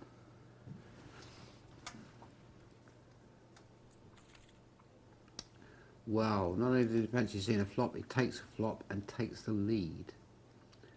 Catches middle pair with his 8-7 on a Queen 4-7 flop.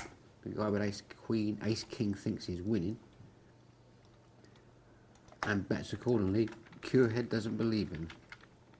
If you're going to avoid an ace or a king, very nice play would have been rewarded here by Curehead.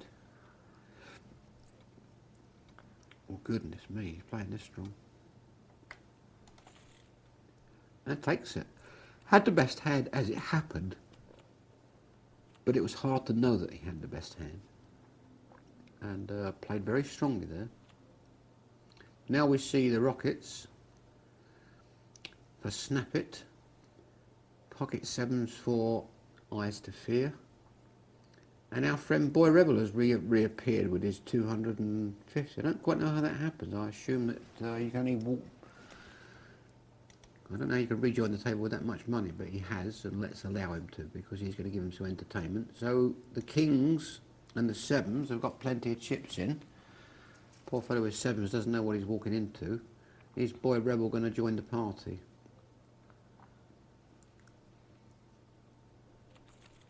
Nope. Now they both hate this flop. It's the sort of flop that sevens expected, but the kings really does not like this. To be fair to him, the sevens bet out with 2 overcards, and the kings re-raise. That's a pretty good play there. Cureheads with a suited ace, ace-3 of hearts. Lib with Jack King. Dead man with Queen 9. And that's taken down without much action at all there. These boys are playing a quite an interesting game here. And my friend Boy Rebel has disappeared again. I wonder if he keeps... I don't know where he's gone. He was on the table, disappeared, came back, disappeared. He's just teasing them, maybe. There's no real hands here. If we had to pick anything here, it'd be 6-4 suited, but that's passed anyway. And now we have 3 monsters: Queen 7, Jack 7 and 4-8. Somebody needs to steal this. And it's a walk. No, it's not a walk. Curehead has called here. Neither of them like this flop. They've all missed all of it. It's come 4 spades. The Queen 7 is winning. But somebody brave for Queen 7 has actually got trips. And they didn't have a spade between them. There was 4 spades on the board. Goodness. So it moves on a pace. Reminder, the blinds are, this is a cash game. Blinds are 25 cents, 50 cents. And we have Snap It here with the best hand, ace-8 in the best position. In this particular case, the big blind. Skinley has 6-2 suited, so we're not going to see too much action here, I don't think. Doesn't even make up, and quite right too. You can lose a lot of money, burn a lot of chips by making up small blinds when you have no ability to call a re-raise. The guy behind you is aggressive, he's likely to bet. Don't even make up. Raise or pass. You'll be burning chips all night by just keep making up small blinds. I'm back with you, TK. Oh, you've, well, we'll talk about... Yeah, I won't say anything about it. No, thank goodness you're back. It's very hard work on my own. I know you did very well. Well, I waffled a lot, but Boy Rebel's arrived back again. I don't know how he keeps going on off the table. Well, thank you for rejoining me. The problem is when I start talking, they go, "You're not concentrating," and they think that they can sneak chips out of me when I'm not concentrating. So how are we getting on? Well, good cash game? It's an interesting cash game. I don't quite know how Boy Rebel keeps going on and off the table, but he's back again with a very disproportionate stack to everybody else. Dead Man in seat 1's played quite interesting. Eyes to Fear in seat 2. I like the game of Curehead in seat 4. Yeah. And the fella in seat 7, Snap It? Yes, Ken Snap It. It's Ken Snap It, yes. is it? Where does he live? I'm not sure, actually. He's a regular player on Poker Night Live. Yeah, Snap It, you can send us an email in and tell us where you live if you want. Yeah, we'd like that. I like his game. He had kings against sevens on an ace-queen bit flop. The guy with 7's put a bet in to see where he was. And the fellow with kings, Ken, had every right to think, well, I better get out of this. Yeah. But he didn't. He re-raised with an ace on the flop. And his judgment was correct because the other guy didn't have an ace. Yeah. But that was a nice play, I thought. Yeah, no, we do see a lot of good plays Ken Snap from It. Ken, yeah. I think you can almost guess that's a Yorkshire name, isn't it? I'm not sure Do you where not he's think from, so? actually. You can... That's not... Yeah, his real name's Ken. Snap It's not his real surname. But yeah, send us an email, Snap It, and tell us where you're from. It's the sort of name a person in Yorkshire would choose for an online alias. Yeah. I see what you did there, TK. Wow, we've got some emails here, haven't we? We've got loads of emails coming through. Thank you for all these.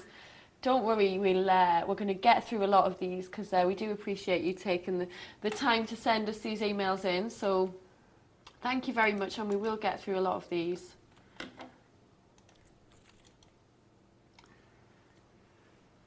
I think, I'm being told Snap It might be from Coventry. I said Coventry, didn't I? Yeah, you said Yorkshire.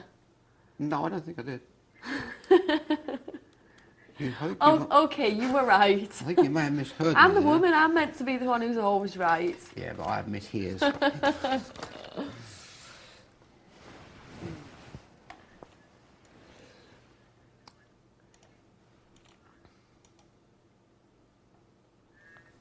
Yeah. Well, I'm going to get through some of these emails because we've got absolutely loads and really, really good questions coming through. So I'm going to read some of these out. The first one is from Harwick Balls, Dave in Edinburgh.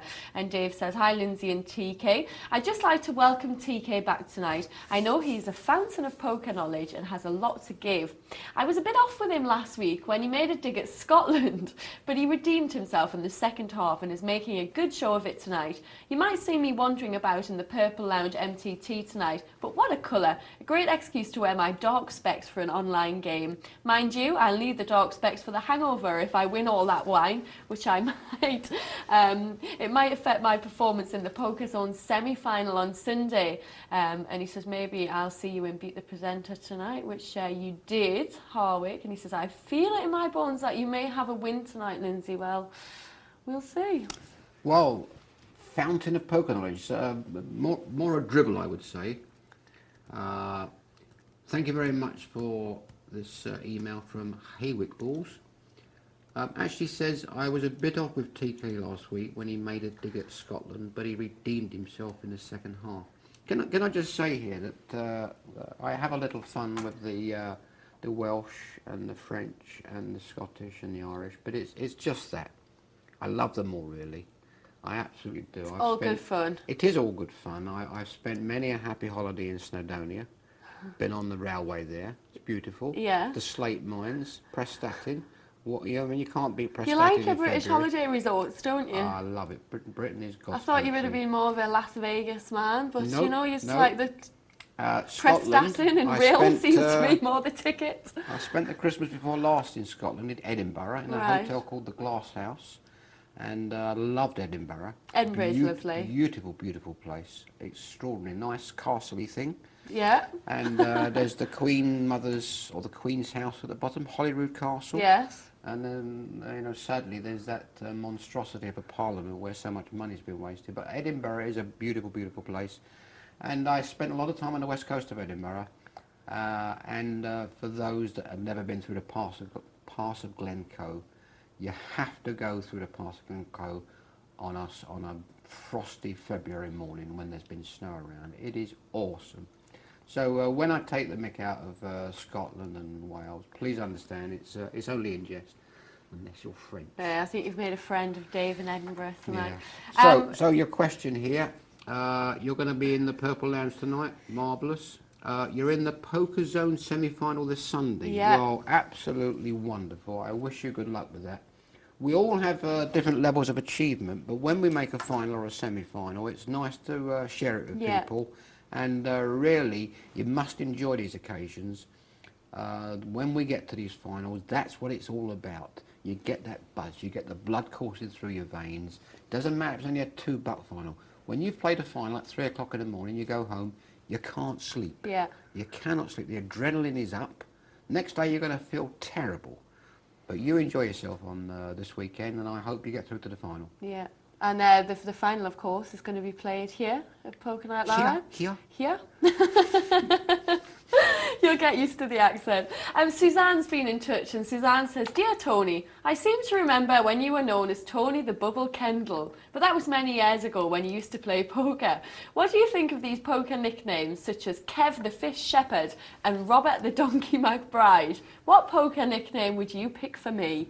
And that's from Suzanne. Ah, lovely Suzanne. Suzanne's off her blonde. Right. And Suzanne's a very, very lovely lady. I have to be ever so careful I don't get these mixed up now, but I think Suzanne has 2 little boys. Right. And a little girl. And if she doesn't, she has 2 little girls and no little boys. So what poker nickname would you give to Suzanne? I'm going to say she's got 2 little girls and a little boy. And the poker nicknames that we go through here, Kev the Fish Shepherd. Well, if she's referring to Colchester Kev there, his ideal name and the name that we christen him would be the Mug. Right. He's truly the worst player that's... we actually said that a gentleman called Ironside was the worst player in the world, and Kev wrote in and complained. He said, "That's not fair, I am." So we would call him the Mug. Robert the Donkey McBride. Well, Robert's, he hasn't got a proper job. He's a solicitor. Right. What they call a professional man. And he wears these horrendous knitted jumpers. Did your mother buy you these dreadful clothes? That Yeah, I you say, used to have one with licorice all sorts of. That's it. Oh, thank you. Exactly what I wanted. Then you'd hide it with embarrassment. Well, he doesn't have the embarrassment. He sort of lacks taste. And he puts them on. He wears them. So I think we'd call him the Jumper. He does also get called some sheepy names, but I don't think we'll go there tonight. Well, you could call him Eeyore. Yeah, Sheep Eeyore. Yeah. That'll do. That'll do. IFM has sent an email. Oh no. And IFM says, "Can you ask TK what the best method is for moving the players from a full table to a short table? Also, can you ask him what is his preferred flavour of milkshake?" Well, IFM is a gentleman who lives, I believe, in Coventry or somewhere equally dreadful. Smashing guy. I think he works for Rolls-Royce. I wouldn't be absolutely sure about that. Really? He's an obdurate gentleman when he wants to be.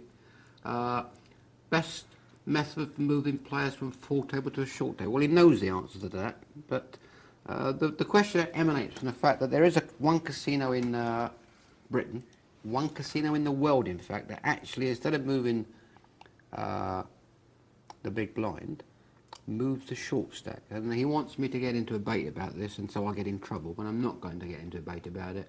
Clearly, the big blind has to move. That's what every casino in the world does. Don't get me in any more trouble than I'm already in, please, Ian. Thank you. What is the next part of the question? What is your preferred flavour of milkshake? Flavour of milkshake. One that I can throw over your head, Ian. Now, naff off. Robert has sent an email in, and Robert says, "Lyndsay, I notice your sidekick, TK, is wearing glasses this week, though he wasn't wearing them last week. Is it because he would rather look at you than that Sandbrook fella? By the way, I really enjoy your travel reports. Never miss them." Thanks, Well, Robert. Robert, if that's Robert the Jumper, to begin with, I'm only wearing the glasses because Ian did say to me last week I was squinting. I cannot actually see that well. Right. I have got bad eyes. So I didn't wear them last week, so I was trying to see, and he told me off. Right. So that's where I'm wearing the glasses. As to your travel reports, he doesn't even know you do travel reports. He's never heard of you. He's never watched the programme before. And he simply picked that up of something I told him earlier on today. Ignore him. He's a charlatan. He works on an estate agents, apparently. Oh dear, it's the wrong Robert. It's the wrong Robert. Robert. Ah, that Robert. Yes. That Robert. That Robert. Lovely question, Robert. He enjoys your travel reports. Right. So do I. There you go.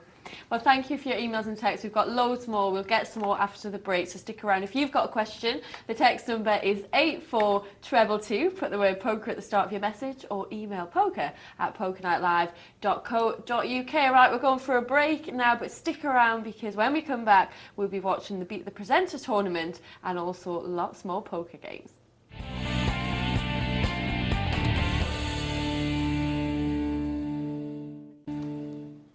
Welcome back to Poker Night Live. I'm Lyndsay, joined by TK for the first time, our first show together. You having fun? I'm loving it, loving it. Lots of good emails coming through tonight. Loads of them. Keep them coming, please. Well, that's what we want, plenty of emails, so we can have some fun. Yeah, as always on Poker Night Live, we're live and interactive. It's up to you what we talk about. So if you'd like to send us a question, you can text us. The number is 84222, and you can put the word poker at the start of your message. That would be lovely. Or you can email, and the address is coming up for you now. It's poker@pokernightlive.co.uk. There it is. And we had one just before the break from Robert.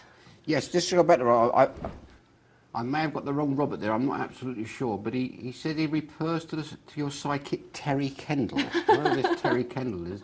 Is he wearing glasses this week, though he wasn't wearing them last week? Is it because he would rather look at that Sandbrook fella? Well, Tom was with me last week and helped me very much. I was very grateful to him. But I also actually played with Tom last week. You did, didn't you? Yes, at the Sportsman Club in a nice competition. And he moved all in on me, and I made a very brave call with Pocket Kings, I think. I think he had 9-3. So that was a little unfortunate. And Robert says he enjoys your travel reports, never miss them. Well, nor do I. I think they're wonderful. Oh well, I'm glad you like them. So I'm really not quite sure which Robert this is, but if it's not Robert HM, sir, thank you very much for your lovely email. If it is Robert HM,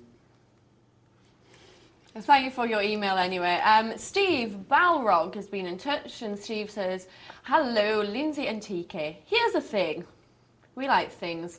He said, "Knew there was the free roll on the new site with great value, $1,800 worth of wine or $750 for first and 90-odd entrants." This is our MTT we're showing tonight.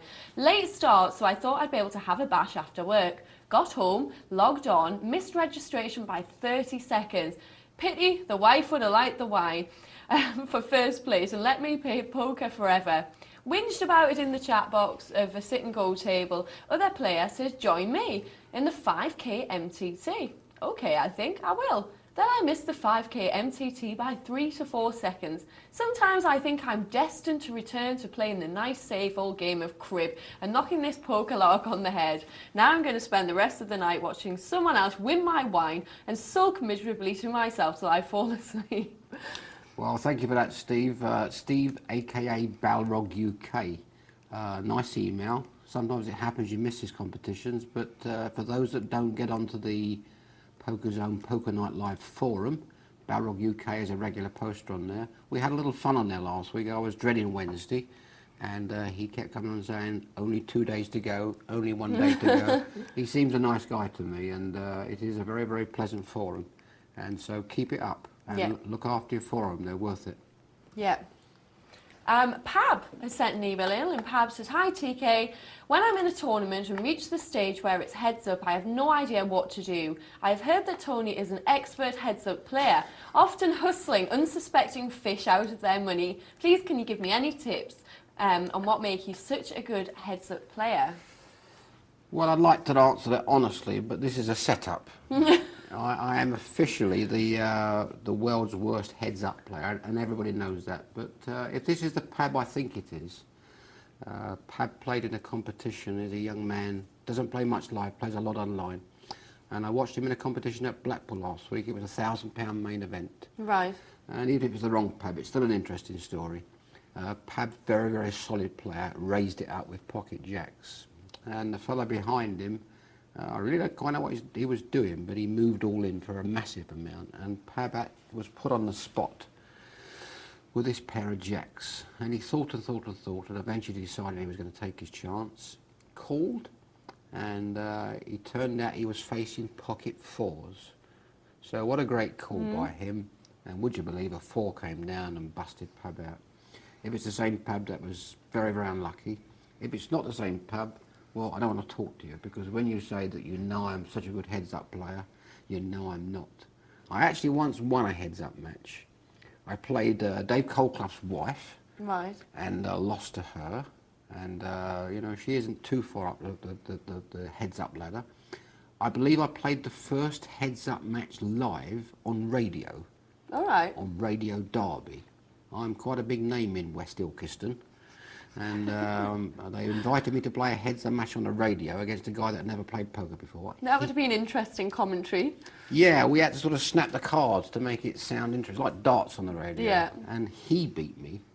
And even a gentleman from the northeast of Scotland, Mr. Ironside, even he beat me one day. So it'll come though, I'm getting there. See, I actually think that's probably the best part of my game. The only problem is I don't often get to that point when I'm in tournaments. But if I just play heads up online, just to double up, I always do really, really well. But when I'm in tournaments, I just never get to that point. So why don't you play more just heads up matches? I do a lot of the time. I often play a few to get the entry fee into a tournament. I think I'll play a few heads up first and always do very well. Well, some people complain that when they want to play heads up online, they can't get a game, in that the table never gets an opponent. Oh, I find it very easy. So do I. As soon as I put my name down in a heads up game, someone joins someone's straight in. Can't understand it at all. And it's good fun as well. Yeah, I wonder why they want to play us. Move on. But thank you for your email, Pab. Keep them coming through. You'll get some more a bit later on. But now, the Beat the Presenter game. Let's see how I got on.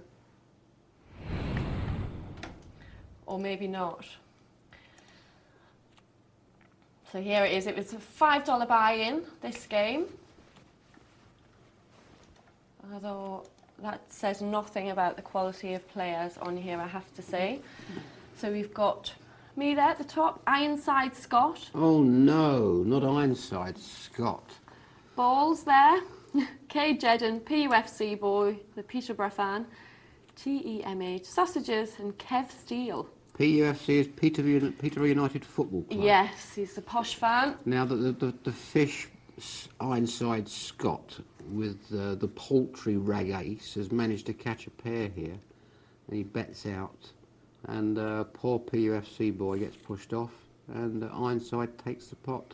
We know Ironside very well. He's a splendid gentleman, just started playing poker, and officially the world's worst player of Ace King. He's never won with Ace King ever. He's got King 8 of spades here, lets it go just as well because TFMH is lurking with pocket aces. So Haywick Balls, who actually sent us an email earlier on, hope he doesn't walk into a trap here and raise too much with his suited ace. He likes to be called Hoik. Hoik, is that how you pronounce Haywick? That's how he likes it to be pronounced, Hoik. I actually thought Hoik was in that bit on the right side just before Scotland, when you go north. Between Newcastle and Scotland, is it not? Like, oh, I don't know. It's in Scotland, is it? Hoik, so that's how you pronounce Haywick, is it? We'll learn something this evening. So, what are you doing here? You've got 10 deuce. I hope you're letting this go, aren't you? The blinds are 20-40, plenty of time. You've got a full table. You all started with, what, 1,000? Yes. So you've nicked a pot somewhere already? Yeah. How did you do that? It was the very first one, I can't remember now. You won the hand and you can't remember. You're going to have to work on that. I think I might have just got the blinds folded around to me.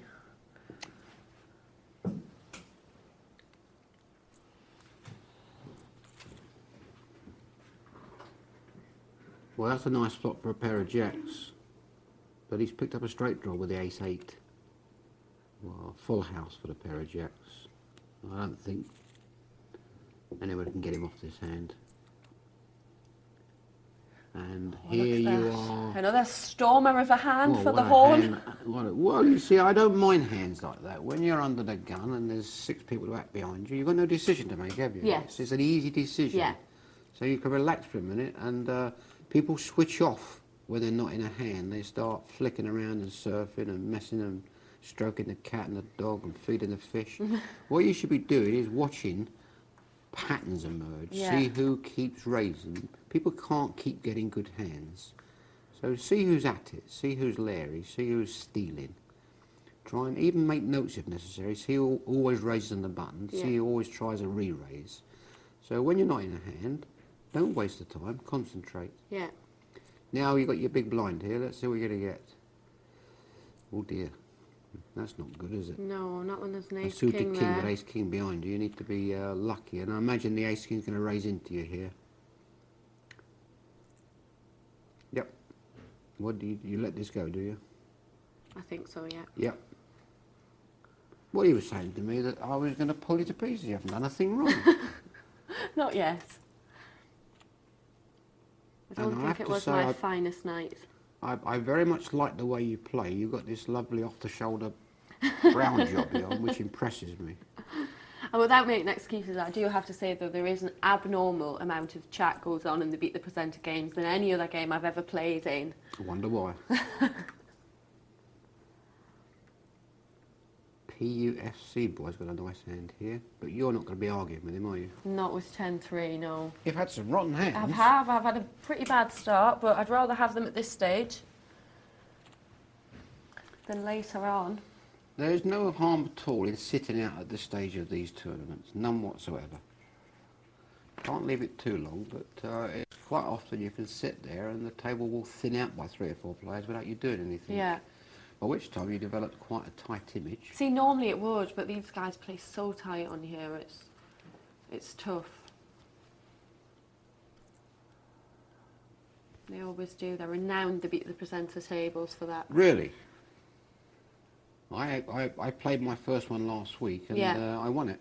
Oh, well done. No, I come 6th. Sorry. I've won 2, so I'm actually doing all right. I've not had a bad run, but it puts the pressure on then, you see, when you show that you can win them, because I think it was quite unexpected. But I'm not going to do anything with cards like that. But these are easy decisions, aren't they? These are, you know, yes, one mustn't get the good frustrated. thing. Just sit there and wait. There's plenty of time. And there hasn't been a hand where you've been really put to a decision yet. No. Do you know any of these other players? You seem to know yes, that PUFC yeah. was Peterborough United Football Yes, Club. I know Posh. Sausages as well. Kev, Steele, Hoik. I've seen all these players Did you before. say Posh? Is that PUFC? That's the nickname for Peterborough, like Newcastle would be the Magpies. I understand that. Do you know about football then? Oh, yeah. I didn't realise people from Newcastle understood football. They teach you about football before they teach you to walk in Do Newcastle. they teach you how to get a good manager, do they? Well, I'm quite impressed with what he's done so far. How many you had this season? Well, we're on to, well, we've had a caretaker manager for the past few months, but he's done a good job, and he got instated as the permanent manager today. I was in a hotel in Newcastle about 6 months ago on a match day. Newcastle were playing Man United at home. Yeah. And Bobby Robson was in there with his entourage. Yeah. And his family and his admirers. And I was with a young lady called Jem Mason, who is a poker commentator and live updater. And I said, look over there, there's Bobby Robson. And she said, who? Oh! I said, well, actually, his real name is Lord Robson. Yeah. Sir Bobby. She said, Bobby. What does he do?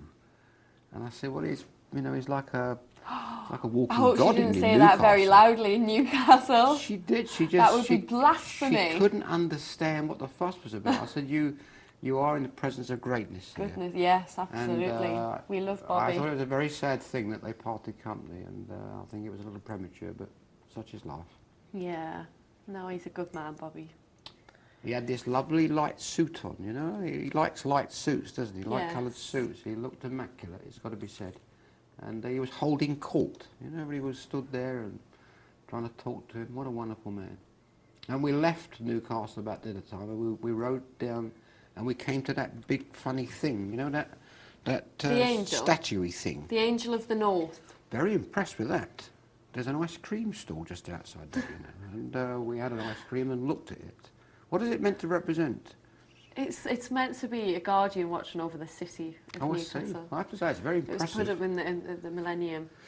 And there's 2 football teams up there? 3?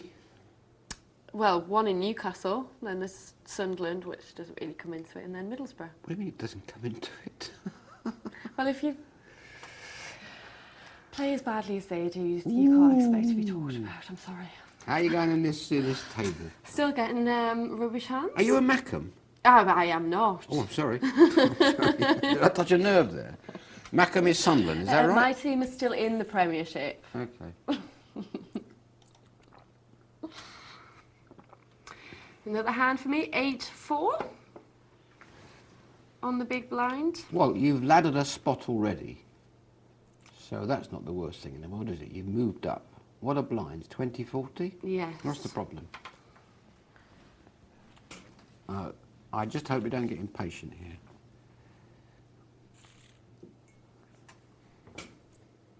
Sausage is going nicely, and Kev still. 7-4. Now, you are supposed to move in with 7-4. It has to be said. That's the signature hand. 7-4 off is what's called the full Wilson. It's named after a man called Brian Wilson, whose nickname is the Rookie. Yeah. Never played poker until 2 years ago. Part of the Blonde family. Went to Vegas last year in the World Series. Won the 5,000 pot limit Hold'em. First time of asking. Picked up about $500,000. What a character. And his signature hand is 7-4. Now, I think you're going to try and get involved here, but is Posh Boy going to stop you with his ace-king? You wouldn't have minded seeing a flop with that hand, would you? No, I wouldn't. What does ace... It's the best I've had in a while. Well, I think you're going to have to be brave and let this go. Do you? Yes. It was just too much. It was. Been nice to see the flop. It was interesting. Howick... Is it Howick? Hoik. Hoik, sorry. Hoik. That's a horrible noise, that is. Hoik. Hoik balls had 2 hearts with you, so that's 2 of your outs gone. So, not the worst decision in the world. Look at that, we lose K. Jedden. There you go, another ladder. You've got another half a hand. I don't like small aces. For a button, young Ironside, the world's worst player of ace-king, thinks he's got a good hand and he bets. Oh dear, he's got a problem here. He's got 4 to the flush draw against top pair. Now he's got top pair. It looks like he's been very lucky again. That is remarkable. I think I have to say he's the luckiest player I've ever seen.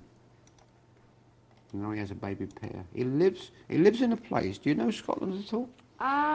You know where there's, well, we all know Glasgow's on the left-hand bit, yeah, and Edinburgh's the right-hand bit. Okay. When he drives to Glasgow, it takes him 5 hours heading south. Think about that. Where's he, John O'Groats or something? No, he's, I think he's north of Inverness. I think it might be called Elgin, or some such place. That's a long way. He's right at the top. Yeah, that is a top right-hand bit. I bet the wind blows up there. Now, Ironside's got a pair of 3s. Unbelievably, he's hit quads against King Queen. He has hit quads. And we say bye-bye to Hoik. Well, yes. I mean, if someone's getting as much luck as Ironside is, well, what could you do? He's flopped a set and then he's hit quads. He was miles behind, and now he's got one of his baby aces. I suppose we're going to see him raise it up here. Look at that. And not only that is Hoik had the nut flush draw on the flop. He had the king of diamonds on an ace-9-3 diamond flop. And he walks into Ironside with his baby 3s. He's still not home and dry, and then he hits quads. Unbelievable. Mind you, Hoik had quad jacks in another game this evening, so and punished somebody else. So he's had a bit of luck tonight as well. Wow, Ironside, quad 3s. Goodness me. Right, now what are you going to do with this king 8? Are you in the small blind there? Oh, ace queen has moved in on you with Posh Boy. Yeah. And we see our friend Ironside here with king queen, a dominated hand. Unless a jack comes, he can't get out of this one.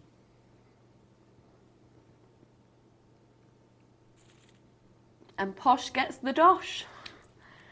So how many chips has Kev still got? 2,438.82. So Ironside Scott's not the chip leader. Thank goodness for that.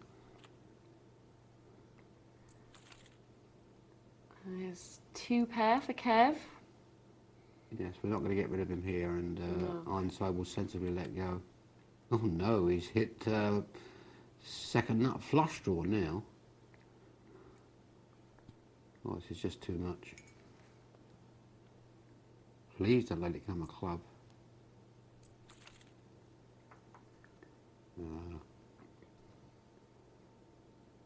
He has to let go here, and Kev still's going to take this pot.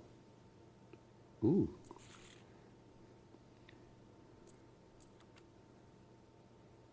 It's like a card rack, isn't it? Look, now he's got ace queen. I know. I sat in the wrong seat, didn't against I? 4-2, queen 8 and 10-8. It's too easy. Blind's 40-80, so a full raise is, say, 250. Yeah. A pot size raise, which means that you've got a raise in you, or you've got a re-raise in you. Yeah. So there's still no need to panic. One of the worst mistakes people made, and Dave Colclough taught me this, don't be pressing the panic button too soon. So they're all cut and thrust with each other. You're sitting out quietly. Your first raise should get through. What have you done here? I've called his 240. I think the impatience got to me. Yeah, I think you pass or you raise, and it's probable that you raise. You haven't got enough chips to get rid of him. Now you're actually committed to this now. You've only got 565 left. There's 600 in the pot. What are you going to do if he bets? I think you're stuck with this hand. But what I would like to do there, and I'm not saying you've done this wrong, but I would like to have moved in or passed. I was ahead then. I'm really annoyed now. I've seen I was ahead. Yeah, I think the first mistake is the expensive one. Is that calling with that hand can only get you into trouble. Yeah.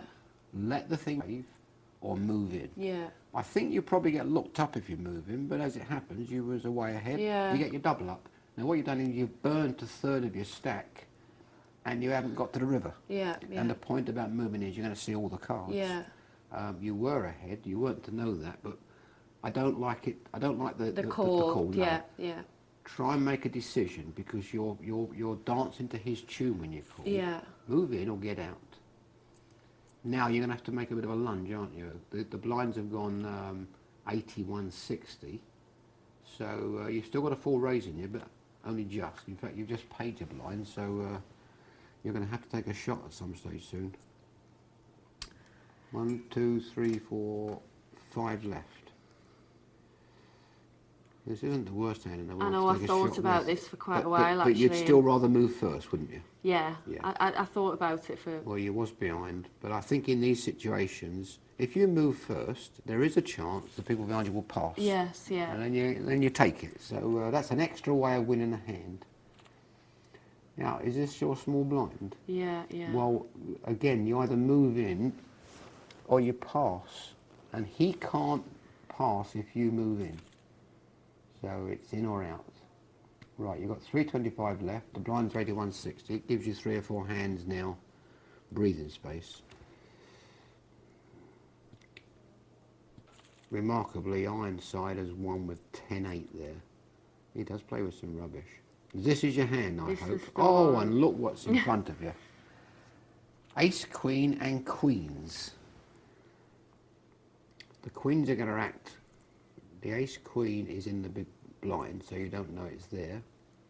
You've called all in against the Queens. I don't think Posh Boy is going to join the party. Yay!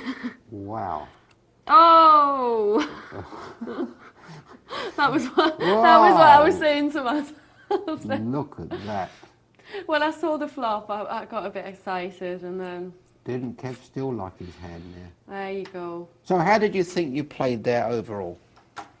I played itself earlier on because I had such rubbish cards. I had no option but to just keep passing them. I think I played the ace-9 pretty badly. I don't think you've done a lot wrong. I think, as you said, it was one of those hands. It was one of those games where... I think I was just waiting for some sort of hand for so long. I had that, and really, after he put in the raise, I should have probably just put it down and waited. Sometimes it doesn't happen, and it's not going to happen. You waited and waited and waited. The cards weren't coming. I don't think you done... I wouldn't have played anything different there. Right. And, I'm no judge of these things, but the one thing I would have liked to think I'd try to do different is that ace-9 hand. Pushed him with that. Which is actually what tipped you over the edge. Yeah, yeah. Either pushed or passed. Yeah. Calling with it was... you was calling to hit your ace. Yeah. And you needed to give yourself 5 cards to hit it. What happens is you called, he bet, you didn't know where you were because you hadn't hit. Yeah. You had to let go.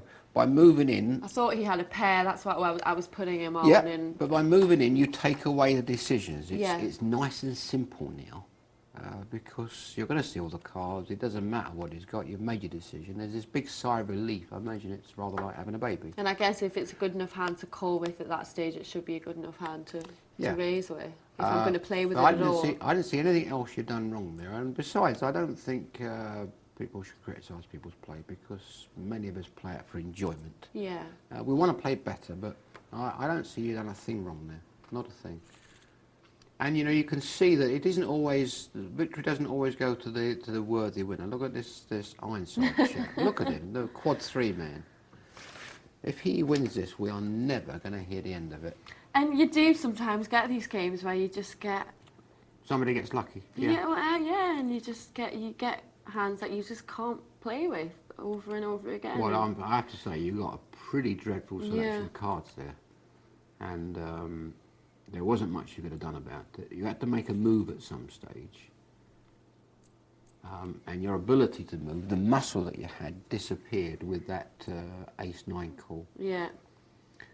You have to understand the guy would not have passed if you'd moved in, because he couldn't for the odds. He would have called you. And all we know is that on the flop you were winning. Yeah. But get in or get out. Definitely don't call. It was unlucky to walk into that flush though after I'd hit the king. Well, it was a bit unfortunate, wasn't it? Goodness I got excited when I saw the king. And the amazing thing was there was queens and ace queen, and a queen came on the end as well. Yeah. Now the flush takes it, but all the queens came out. Yeah, even if it hadn't been a diamond, I still would have gone out, because he would have had trick queens. You caught his queen, yeah. Oh, is our friend with ace king against 8 deuce. Trip 8. Now he's managed to lose with ace king against 8 deuce. That's a neat trick. Not everybody can do that. Told you you'd never win with ace king, didn't I? So the heads up. Yes. Do you want me to commentate on this bit? Please. Since it's not your speciality. Yeah. I have to tell you that Ironside, as he calls himself, Ironside Scott, who's a very proud Scotsman, is the international Irish champion. Irish is a game where you have either 3, 4, 5 cards before the flop. Right. And then after the flop you discard and you play it as Hold'em. So it's effectively Hold'em. Right. And there's a casino in the northeast of Scotland called the International. Yeah. I think it's in Aberdeen, and they had an Irish championship there. So he calls himself the International Irish Championship. And they had a festival there in which he won the Irish Championship, had 3 runners, and I think they chopped it. And he took the trophy. They took the money, he took the trophy. Something to put on his mantelpiece. Now, he's pushed all in, he's got a pair of 4s, and he's pushed Kev off it.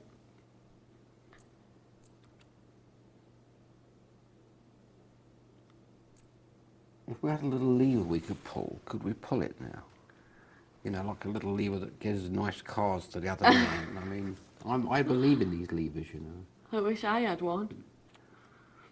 You did okay. Some nights it's not going to happen. Yeah, it's just, you just got to accept it, haven't you? And well, it's in a bit of a hole here. Oh, he's going to catch a 6 here, for goodness sake. Oh, don't always put a 3, don't catch 2 pairs or a 6. No, no.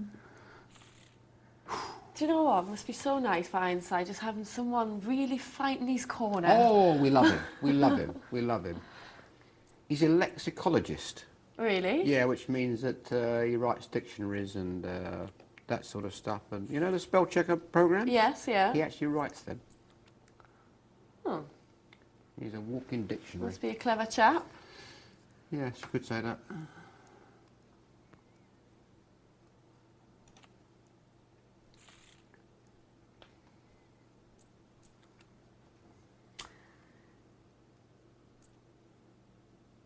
Kev's pushed him with a 7-9. I think he might get called here. Yes, he does. Oh, there's the 8. dear. Only a 9. Oh, there's a 7.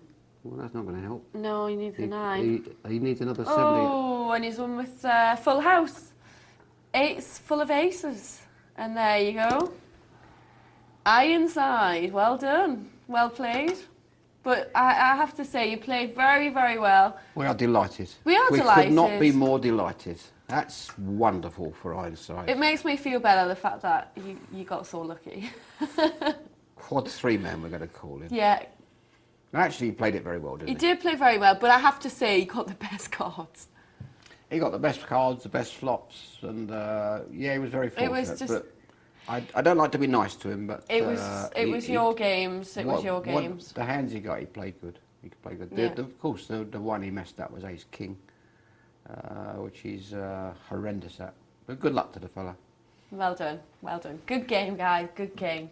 I've got an email from Indestructible, who said, "Hi Lyndsay and TK, great show. I'm comfortable with playing no limit, but would like to play more pot limit. Can you give me any tips or advice when playing pot limit instead of no limit? And are there any common mistakes that players make when playing pot limit?"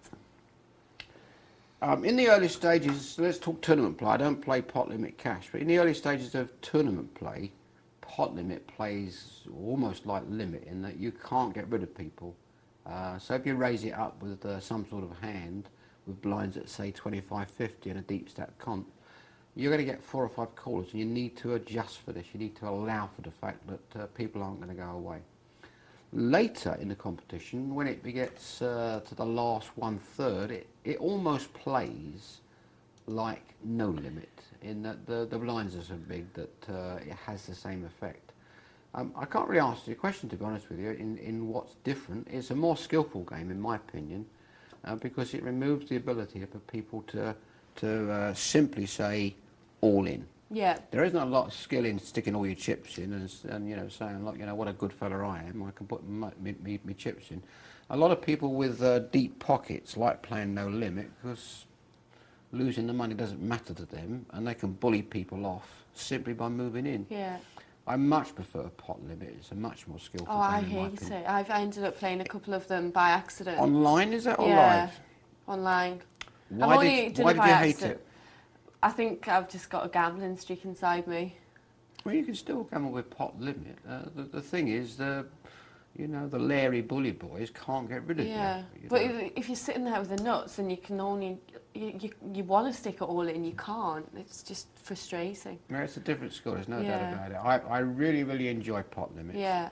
And I would play pot limit all day, every day, given the chance. But in answer to Indestructible's question, I have to tell you, he's a very, very accomplished player indeed. It's a lot tougher for beginners, do you think? I don't think it is, no. I think I would like to see more novices playing pot limit to get them out of this habit of simply moving in. Yeah. You know, I was playing in a competition last night, and you know, a guy makes his move with ace 4. For some reason, he puts all his chips in, which isn't it just isn't a bright thing to do. Yeah. And he gets looked up by ace jack, and he's dead. And there's no skill in moving all your chips in, because you're going to afford to lose the competition and play another. There's nothing clever about that. So no, I like to see pot limit. I like to see some of the. I like to see the streets play. And if you play pot limit, you're more likely to see people play down the streets. Yeah. Much more interesting. But that's just my opinion, and I think I'm probably a minority. Yeah. Okay, but hope that's helped you. Indestructible, thank you for your email. It has, I'm afraid. Andy says, my question is for Tony. I'd like to know about the math side a bit more. Glad it's for you. I've looked at the 4 and 2 formula by Phil Golden, because that side of my game needs work. Have you any good pointers about working out odds, i.e. implied odds? And so this would be a good help, or are there any good books on the subject? And Andy says, I love the show. Keep up the good work. Well, the odds and implied odds, it's a bit complicated to go into implied odds tonight. The rule of 4 is the easiest one. It truly is. If you flop an up and down straight draw, an open-ended straight draw, and you assume that your outs are clean, that is to say that you're drawing to the right end of the straight, and that hitting your card won't give somebody a bigger straight. So you firstly have to assume your outs are clean. But if you have 9 outs, which is your 8 outs, should I say, which is your up and down draw, times it by 4. Right. 4 eights are? 32. Okay, that's your odds of winning. 32%, you're a 2 to 1 shot. 2 to 1 against. If you can get those odds in the pot, if you're getting 2 to 1 to make the call, or raise. Yeah. You can raise, you might get rid of people. But essentially the rule of 4 says multiply your outs by 4, and that is your percentage. So 8 outs times 4, 32, you're a 2 to 1 shot. Right. 32 to 100, roughly a 2 to 1 shot. You can use that as like a basic formula. If you have 4 to the nut flush, that means there's 9 cards you can draw to win. 9 of your flush cards are still to come. 9 times 4 is 36. Again, you're a 2 to 1 shot. If you have the flush draw and the straight draw, and assuming all the outs are clean, you have something like 15 outs times 4, 60%. The thing you have to be careful of here is that the outs are clean. By clean is, in some cases, if you're drawing to the queen flush, because your best card is a queen, and somebody's drawing to an ace flush or a king flush, then your flush outs are not clean, are they? Yeah. Your up and down outs are clean, but your flush outs aren't. And it's the same if you're drawing to the wrong end of a straight. It may be that you're drawing to the bottom end of the straight, and some cases the top end. Yeah. Of it. So you've got to make sure your outs are clean. If you're looking for the 9 to come to give you your straight, you've got 5, 6, 7, 8. Somebody might actually be sat there with 9, 10 or 8, 10. Right. So make sure they're clean when you do that calculation. But that's a simple one. There's a rule of 4 is multiply your outs by 4. That's your percentage. 30% is roughly 3 to 1 shot, 2.5 to 1. And 36% is a 2 to 1 shot. That's the way to work out the odds that you should be getting. Yeah. If you're getting better than those odds in the pot, get your money in. And what about a book, if Andy wants to go into it in a bit more depth? There are lots of books, but I don't think, I'm not a great believer in poker books, because most of the poker instruction books, because most of them are out of date before they're written. There is a wealth of information on websites, every website, you don't have to go to any particular, any specialist poker website will direct you to poker odds, right. And there'll be a chart that tells you the poker odds. You can even get, if you're playing online, you can get software that tells you the odds of every hand. The best thing to do is to try and memorize these things. Get a chart. You can go to any internet poker site, any forum, and somebody will give you all these odds within minutes. Try and memorize them so they become second nature, and then you've got it in you. Books, well, yes, there's loads of books out there, but I don't think you can learn too much out of books. That's the best way. There is a mountain of free information out there. People that want to help you, use it. Okay, there you go, Andy. Just quickly before we head to a cash game, I've got an email from Snappit who says, I'm a bit of a mixture. We were asking before where Snappit comes from. He says, I live in Coventry, but I'm originally from Bristol. I did spend a few years in Yorkshire before moving to the wonderful city of Sunderland. Sunderland was okay, but a bit spoiled by that horrible village just down the road. What, Darlington? No. This is the gentleman that was online earlier this evening. I actually said to you, I believe by the way he plays, he may have lived in Yorkshire at some stage. Yes. And that's exactly what he now tells us. Yeah, I Yorkshire did spend boy. a few years in Yorkshire before moving to the wonderful city of Sunderland. I assume his village down the road was Newcastle. A village? I'm sorry, Sunderland can't be called a city. It doesn't even have a cathedral. Anyway, well, let's head to a cash game. And Snappit is actually playing in this, so let's have a look. Cheeky. And there he is. Well, we joined it with a very interesting hand. Our friend Boy Rebel, I can't see his first name, but he's up to $336 now, and he's got a nut flush draw and bottom pair against pocket kings. This could get very unpleasant. He needs an ace, a five, or a spade. 5 or a spade. The pocket kings for $18, and there's 28 in the pot. I don't see him passing to too much here. But if the spade comes, I don't think he can get off it. No, he's in great shape.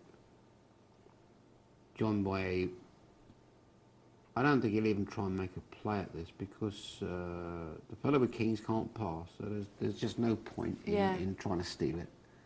It must be some guy, this John boy. This is, remember, you can only sit down with 50 bucks. 50 bucks, yeah, he's doing got very over well. 300 now. The guy we picked out as being pretty useful was Cure Head. Do you ever remember seeing the Cure? No, it's a bit before my time.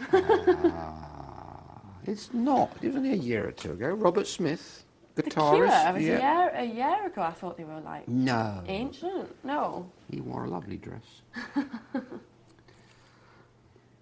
Radiohead, did you watch them? I remember Radiohead. I know Radiohead. Or it could be Motorhead. No, that was before at my time. That was a long time ago.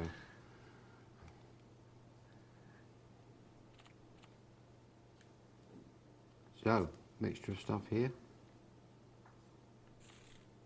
Yossarian. Do you know where that name comes from? I don't know. Yes, if I'm not mistaken, Yossarian was a central figure in one of the most wonderful books ever written, Catch-22. Really? Which I think was by Robert Heller. I'm sure we're going to get a whole lot of emails tell me I'm wrong. I think I've only read two non-fiction books, two fiction books in my life, and Catch-22 is one of them. Right, I've never read it. I highly recommend it. It's an extraordinary story. It's one of those stories that it goes round and round, and it's so funny that every paragraph warrants reading 3 or 4 times. Yeah. It's full of irony, which is a very odd thing because it's an American book by an American author, and they don't do irony or comedy. But it really is worth a read. Catch-22. And perhaps someone will tell me if I've got the name of the author right there. I think it was Robert Heller. They made a film of it. Yeah, I've heard of it. And if I'm not mistaken, there was a TV show which was a spin-off, which was called MASH.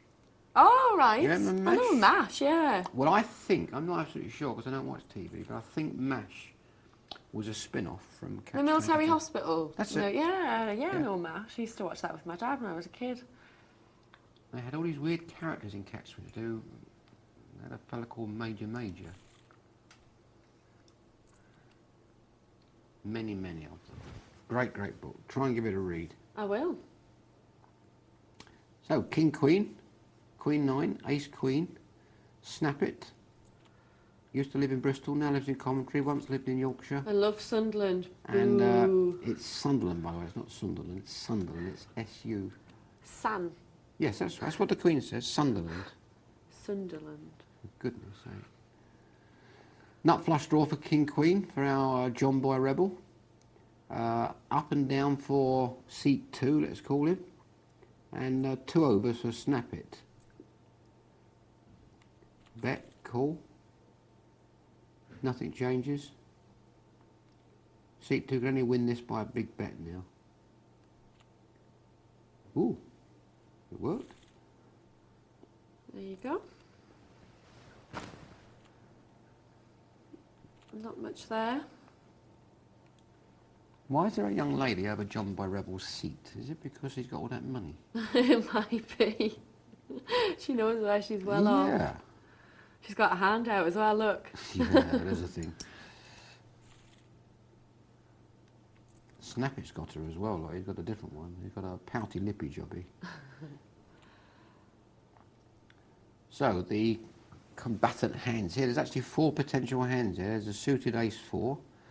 There's ace 8 on the button, which is a still position. Let's see if he Our friend loses. Snap It has got king queen, and to his right, Let's see if it rules in the unraised pot. this was James' theory, was it? Yes. That king queen and unraised pot. Now I have to say I like the theory, but I don't like calling raises with it or getting too deep into pots with it. Well, Cure's actually hit the 3. Cure is ahead, but he doesn't know he's ahead, and he can't know he's ahead. It's a horrible ball for him. He needs to catch another bit of it, really. And if Snap It plays this properly, Cure Head has to go away. I think Cure Head might have actually seized the initiative by betting first. Lovely play. Well, 10s, Queen 10, Ace 6, Ace 8, Ace 7. None of these aces need to get involved, because there's only one ace left. Oh dear, does the Yossarian know where he is here?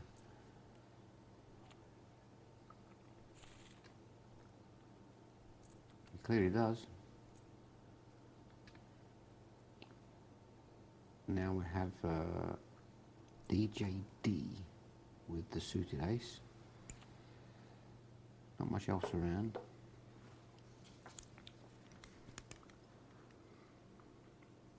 They've settled down, these guys. They're not playing too leery, are they? No.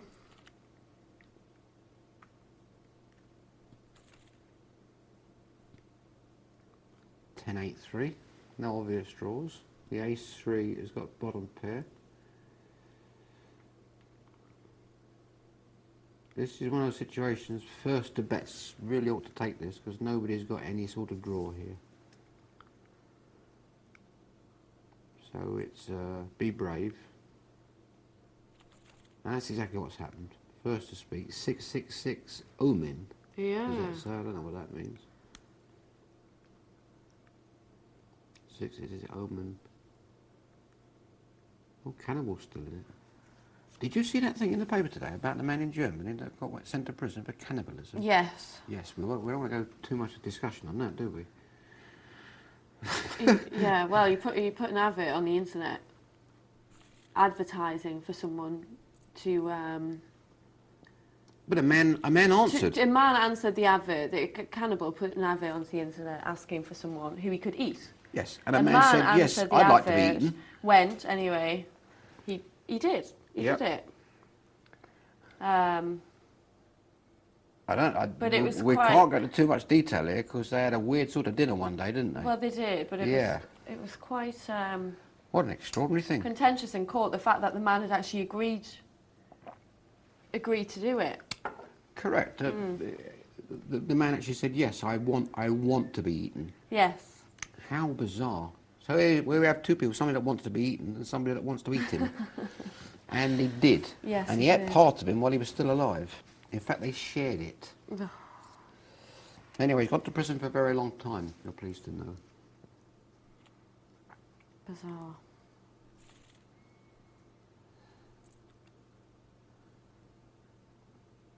So we shall be with this cash table just a little bit longer. And John Boy Rebel is running over the table. Cure Head is doing quite nicely. We don't know how much he's had to pull up and how many times he's pulled up, but I think it's fair to say that John Boy has made a nice profit here. He would have sat down with 50. He's got 320. Cure Head has impressed me. He can't be pushed around. That was a brave play made before, wasn't it, with a hand that most people wouldn't even played with, but he played with it and he was brave with it. He followed it through. Might be a woman. Could very well be. Might be a donkey. Could be. Might be a donkey with a computer. You don't know, do you?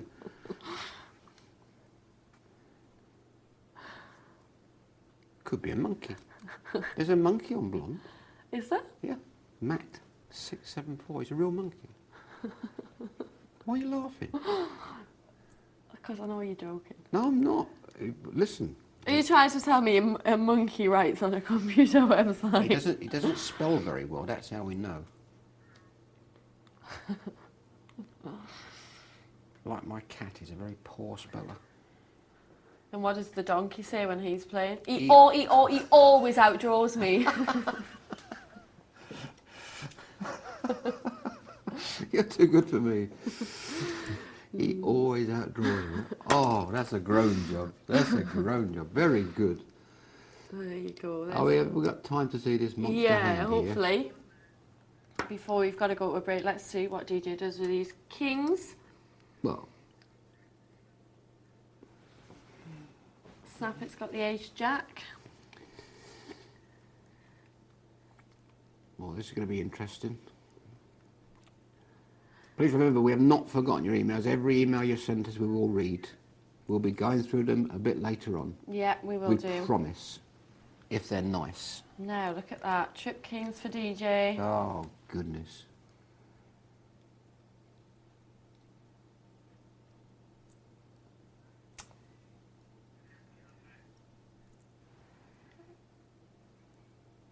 All right, there we go. I think we can safely say DJ is going to take that pot down. Unfortunately, we are going to have to go to a short break. But when we come back, we will get your emails and texts. So make sure you stick with us, and we'll be watching some more poker as well. So stay there, and we'll see you after the break.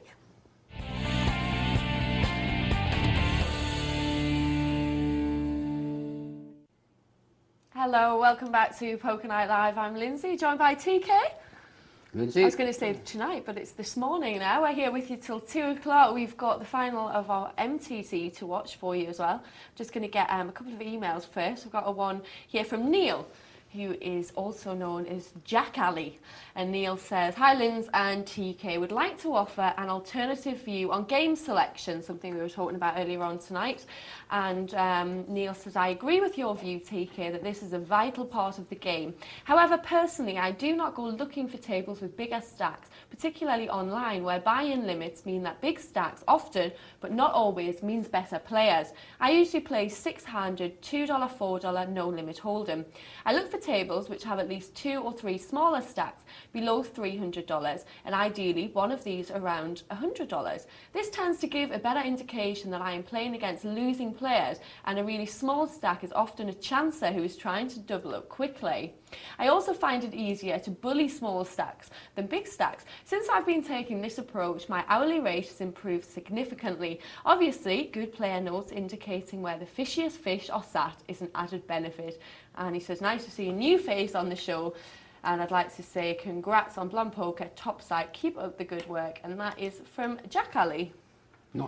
Nice email. I don't play a great deal of cash, and I certainly can't really offer opinion, but there's a few views I would have there. Firstly, you're playing $2, $4, so you know what you're doing, and I think you work through your theories very carefully.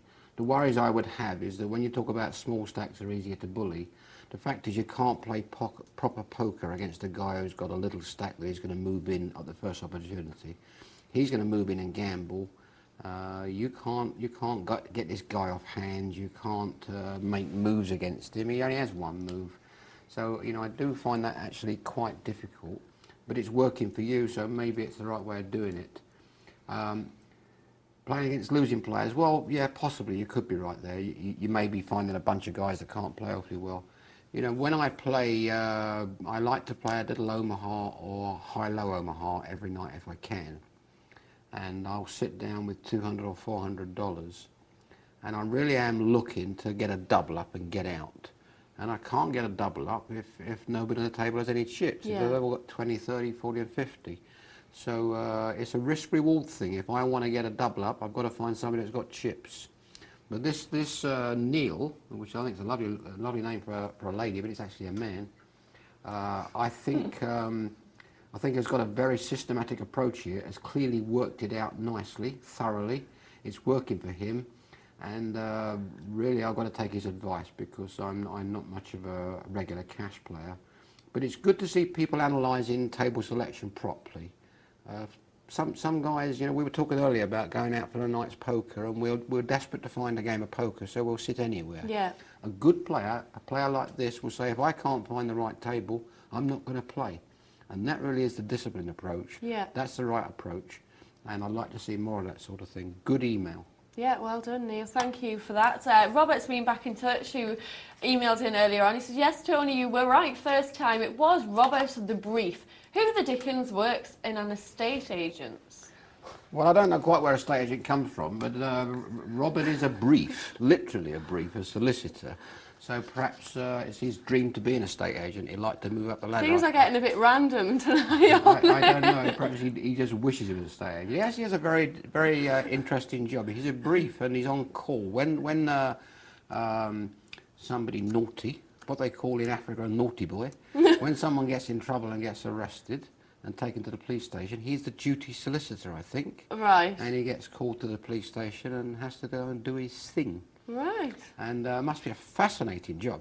Fascinating. It's one of those things that you have to train for a very, very long time to do. And clearly knows what he's doing. He just has this problem of dress sense. Quite extraordinary jumpers. Unbelievable.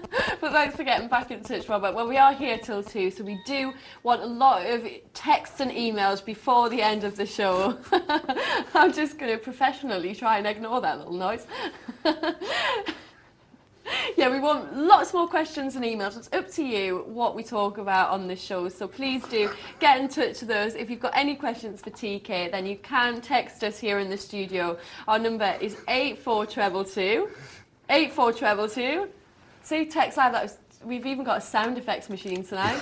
Put the word poker at the start of your message. Just text us, beep beep, or email poker@pokernightlive.co.uk. Please do get in touch. Right, we've got something pretty good now. We've got the final of our MTT, so let's head over there without further ado.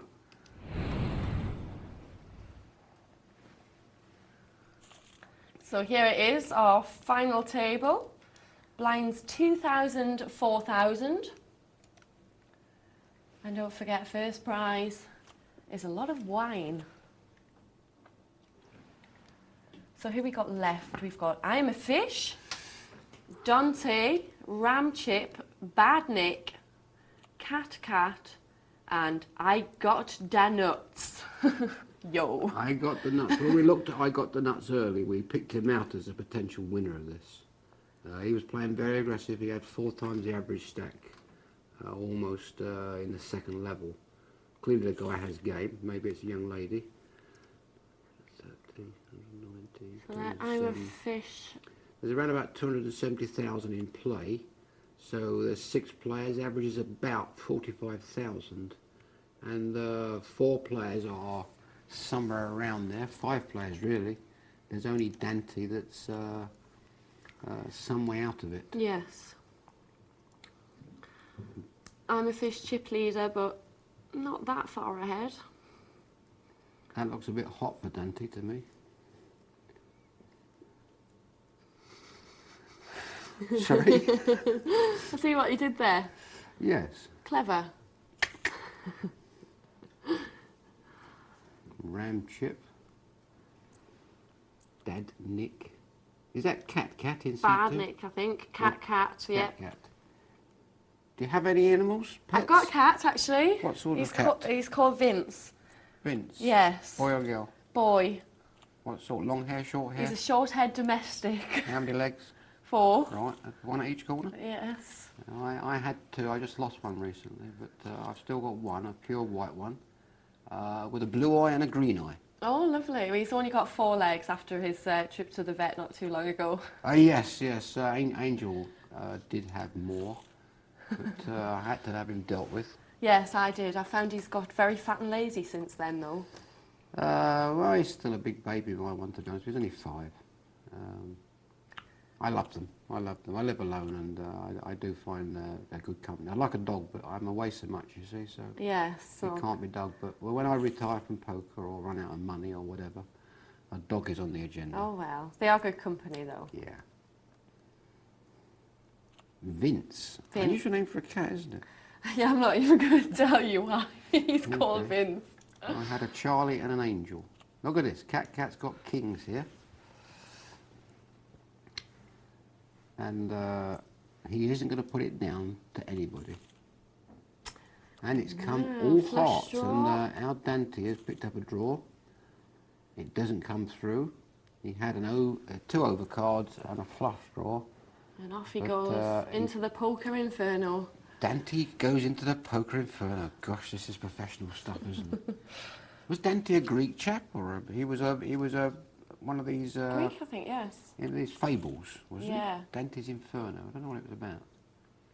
I think the bull in Papillon was called Dante. They had 2 bulls that had a fight. You ever read Papillon? No. That's the other. That's somewhere between fiction and non-fiction. The book with I've heard the of it, film yeah. with Steve McQueen was dreadful. After you read the book, it was a wonderful book, but it was supposed to be true, but it was a bit embellished. Films have a habit of doing that. Well, the film, it's hard in terms of the content. It's half a chapter, so it didn't really count for much. So, Bad Nick, is it? Bad Nick, Bad yeah. Nick has got 9-8 of spades. We have 5 players left. The average, therefore, is about 54,000, if my math is anywhere near right. 155, 110, 140, 210, a little less than that. Oh no, 210, 250, 270, yeah. So, average is about 54,000. Fama Fish is spot on average, Ram Chip spot on average, Bad Nick spot on average, Cat just over, and our friend I Got the Nuts just under. So plenty of play in this, with blinds at 3,000, 6,000, average chips are 55, so, well, actually not that much play. 10 big blinds is getting a bit yeah, I've got to the point where they're hairy. going to be making moves. Yeah, 10 big blinds is the average.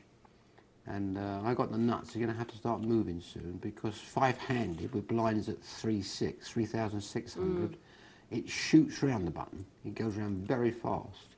You're paying a minimum of 9,000 a round. And all very conscious at this stage as well of moving up. In 20 hands, even if he doesn't make up his small blind, he's going to put all his chips in the pot. But they're all concentrating on third place for that T-shirt. Oh, this is the one where we got the wine, isn't it? Yes. The wine and the T-shirts. Well, I have to say, I've never seen wine as a prize for a poker tournament. There's nothing wrong with it. Good luck to them. So Bad Nick and Hammerfish, both with medium kings on an ace-high flop. Who's the bravest?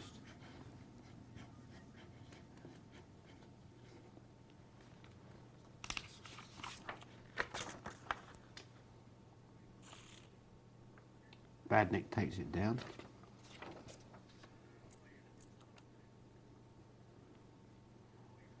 Cat. Now I got the nuts. He's going to make his move here for sure. He has ace king. He's down to 30,000.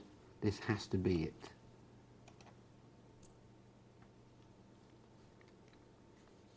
It's against Queen 10, so they all have live cards. He's not that big a favourite, but I can't see him letting go of this. I think he's going to stake his tournament on this.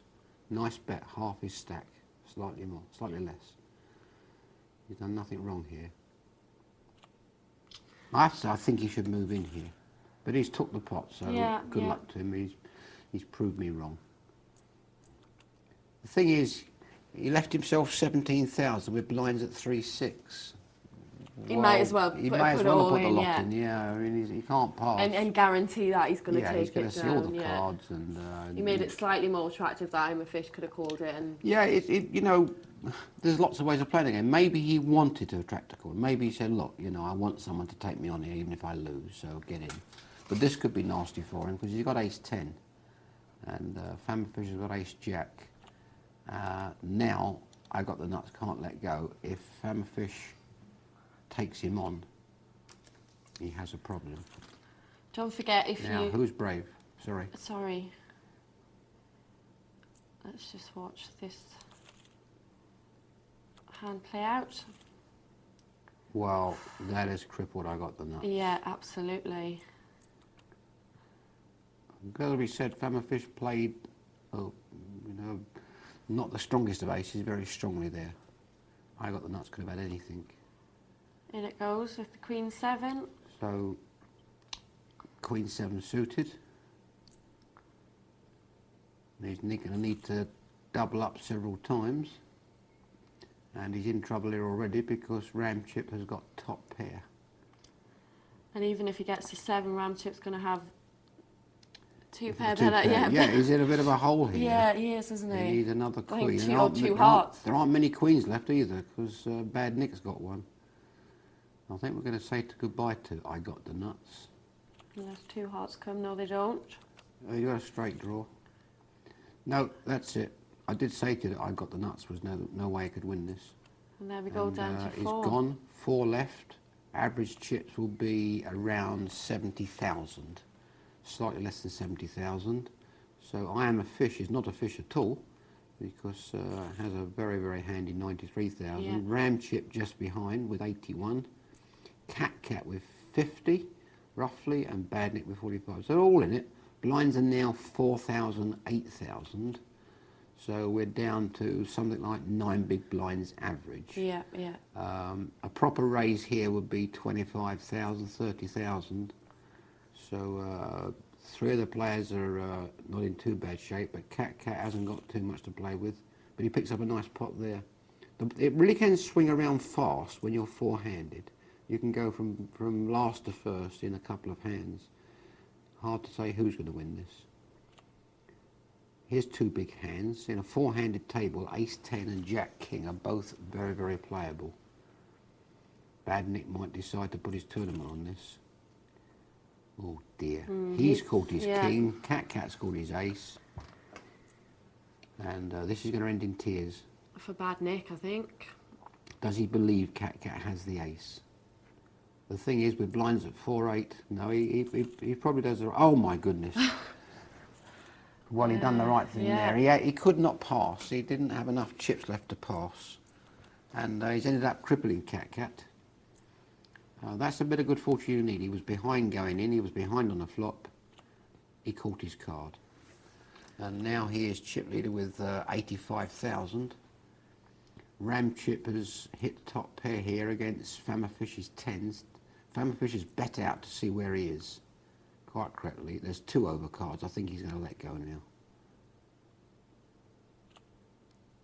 I think maybe if he'd raised that up before the flop, Ram Chip wouldn't have even got involved, but he just called it. He just called the 8,000. Yeah, so we've... tens. Yep. So we've got Ram Chip on nearly 100, Bad Nick on 85, I Am a Fish 61.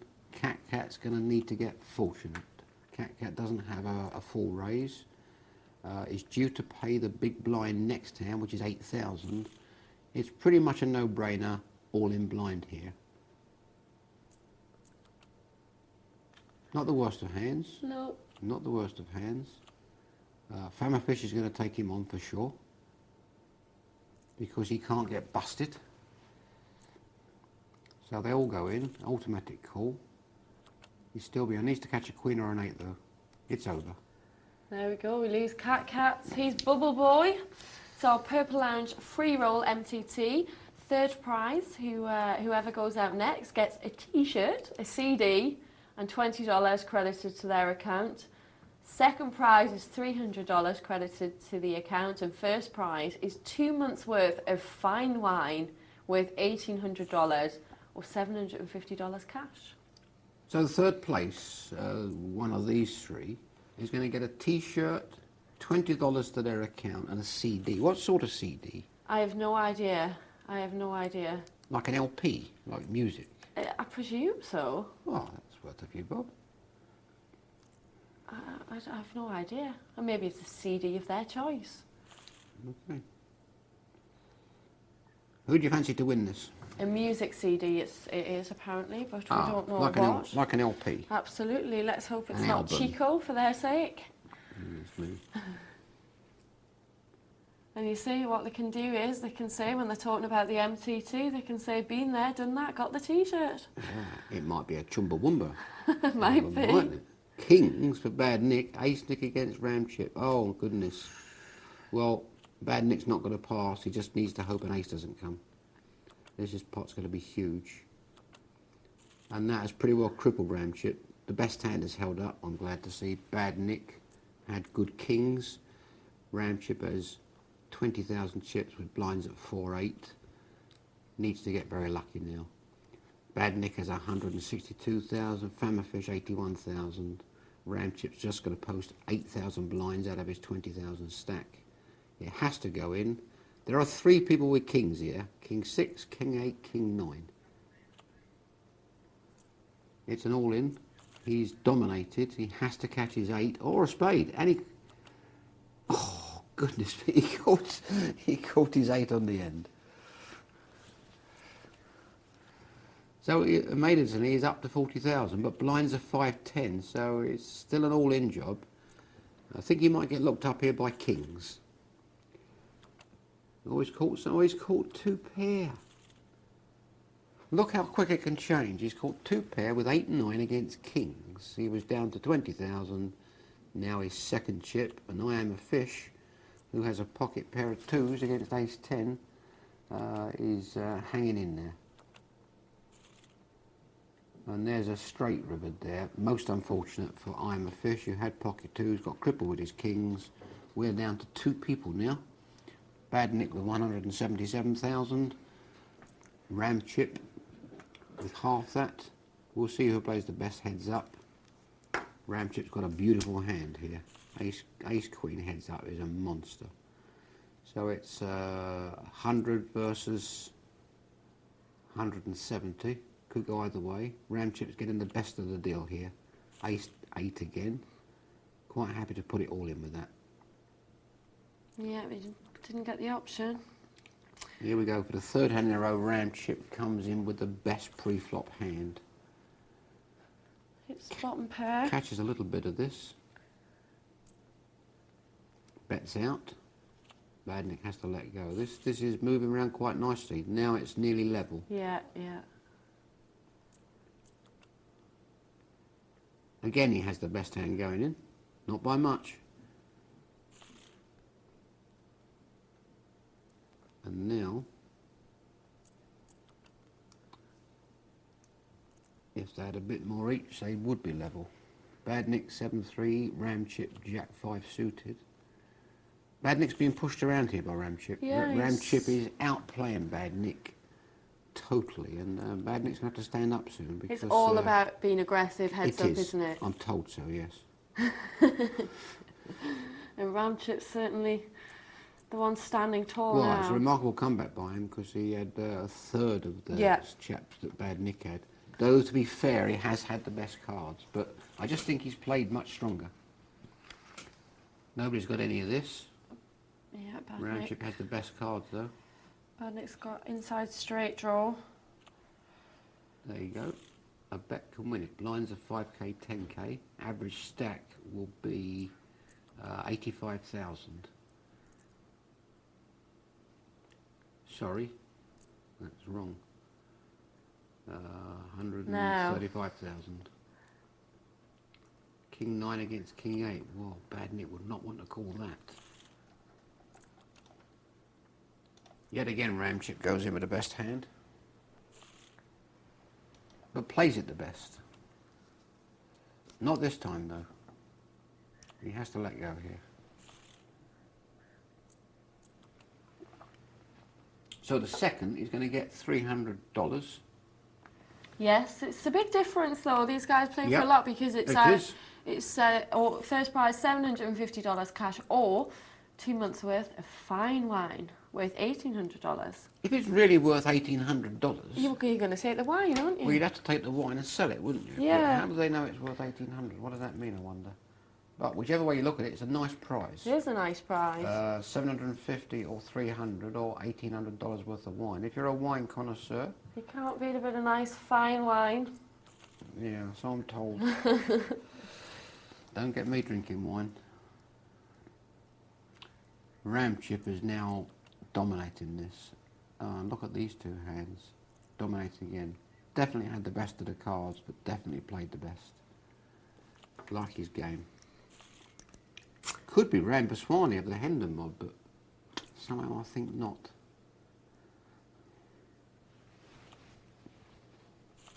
He's turned this round just by taking control and just Yep. being the aggressor. Yeah.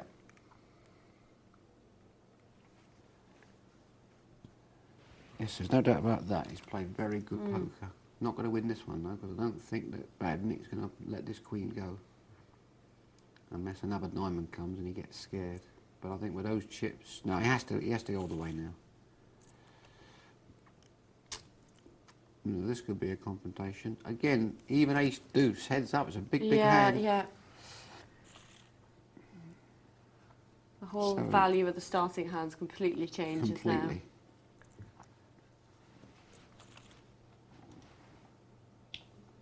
So Bad Nick has caught some of this. Bets out. Very, very close now. What a good heads up draw this is. The cards are swinging Nick's way now. But does he have the game? No, there's the Wow, pair of they've sevens both for caught Ram. some of it, but Ram's caught the wrong end. Yeah, He's and- moved in. Does Bad Nick? Guys, so actually good. Oh, he's called him. Oh! Too bad on the river. And Wow, there we what a go. wonderful end. What a wonderful end. He's rivered the second pair. Bad Nick had the king. It was good play because he was representing the ace, and Bad Nick played well in refusing to believe he had the ace. But his brave decision was not vindicated because Ram chip caught that second pair in the end. But he played such a good game heads up to get himself right back in this tournament, I think. I agree with you. I think He's, played splendid poker. He did. Deserved it. It's one of those situations where the best player has definitely won. So there we go. Ram Chip takes the first prize, $750 cash, or 2 months' worth of fine wine with $1,800. So well played, Ram, and enjoy the wine. If you can't drink it all, I'll help you out. Send it our way. I've never met a young lady from Newcastle that likes a drink before. Have you not? You've been in the wrong Newcastle. I've got a pretty You even long... pronounce it wrong, Newcastle. You say it completely wrong. You say Newcastle. Newcastle. It's Newcastle. Newcastle. Come on, it's muck. Come on, it's muck. I've got an email. It hasn't got a name on. It's quite long, but stick with it. It has got a name. It's question mark, question mark. Yes. We'll call him Question. Yes. And it says, "Hi team, this is my first email. I love the show. I think it's a revelation and great experience to watch some of the play. I would just like to know whether you think the RNG at these online poker sites are truly random, RNG? Yeah, that's a random number generator. Right. It's a shuffle, in effect. Yeah. Or truly random, or whether you think they are predetermined, as I'm sure you get loads of bad beat stories. But in the 3 tournaments I played, I went out to bad beats. The first one, I had 10-9 offsuit, not the best hand, but in the big blind, always worth a check. So I do. The flop comes 5-10-9. Great, methinks. Big blind special, but it ain't over. Blinds are 5,100, by the way. Only 30 or so left, and I bet minimum. One caller goes to the turn. Turn was ace. I think, okay, straight out there. But still, I got my boat draw, and I've got my 2 pair to back up. So I make about a pot-sized bet, about 450 to 500. He calls again. The river is a 7. Now I know I'm beat, so I check.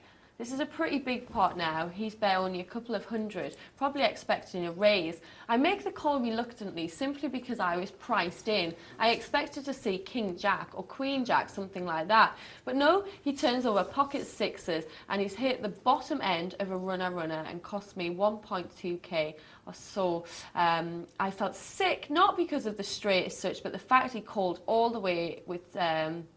sixes. The very next hand, I get aces. Can we, because this is a long email, Yes. can we take this in paragraphs? Yeah. Can we take that one? Yeah. In? What he says at the beginning is, do we think these are truly random, or whether they are predetermined? Because I get a lot of bad beats. You know, we can argue about this forever. They are random. It is fair. You get a lot of bad beats online because you get a lot of hands. You know, you sit at a live table, you see maybe 25 hands an hour if you're lucky. You sit at an online table and the pace is ever so fast. There is no benefit to the site to have it anything but fair. There just isn't. Why would they want to make it unfair? Who would win the money? Not them. So yes, it is fair, but you do see a lot of bad beats simply because you see a lot of hands. But what is a bad beat? And you know, I really appreciate your email, but we got to look at this carefully. People get confused by bad beats. If this is the first bad beat, what were the starting hands? 10-9 against pocket sixes. Yeah. So who had the best hand going in? It's effectively an even money shot, but the guy with pocket sixes went in ahead. Now, I really don't see any way in the world... hand. He had a made hand.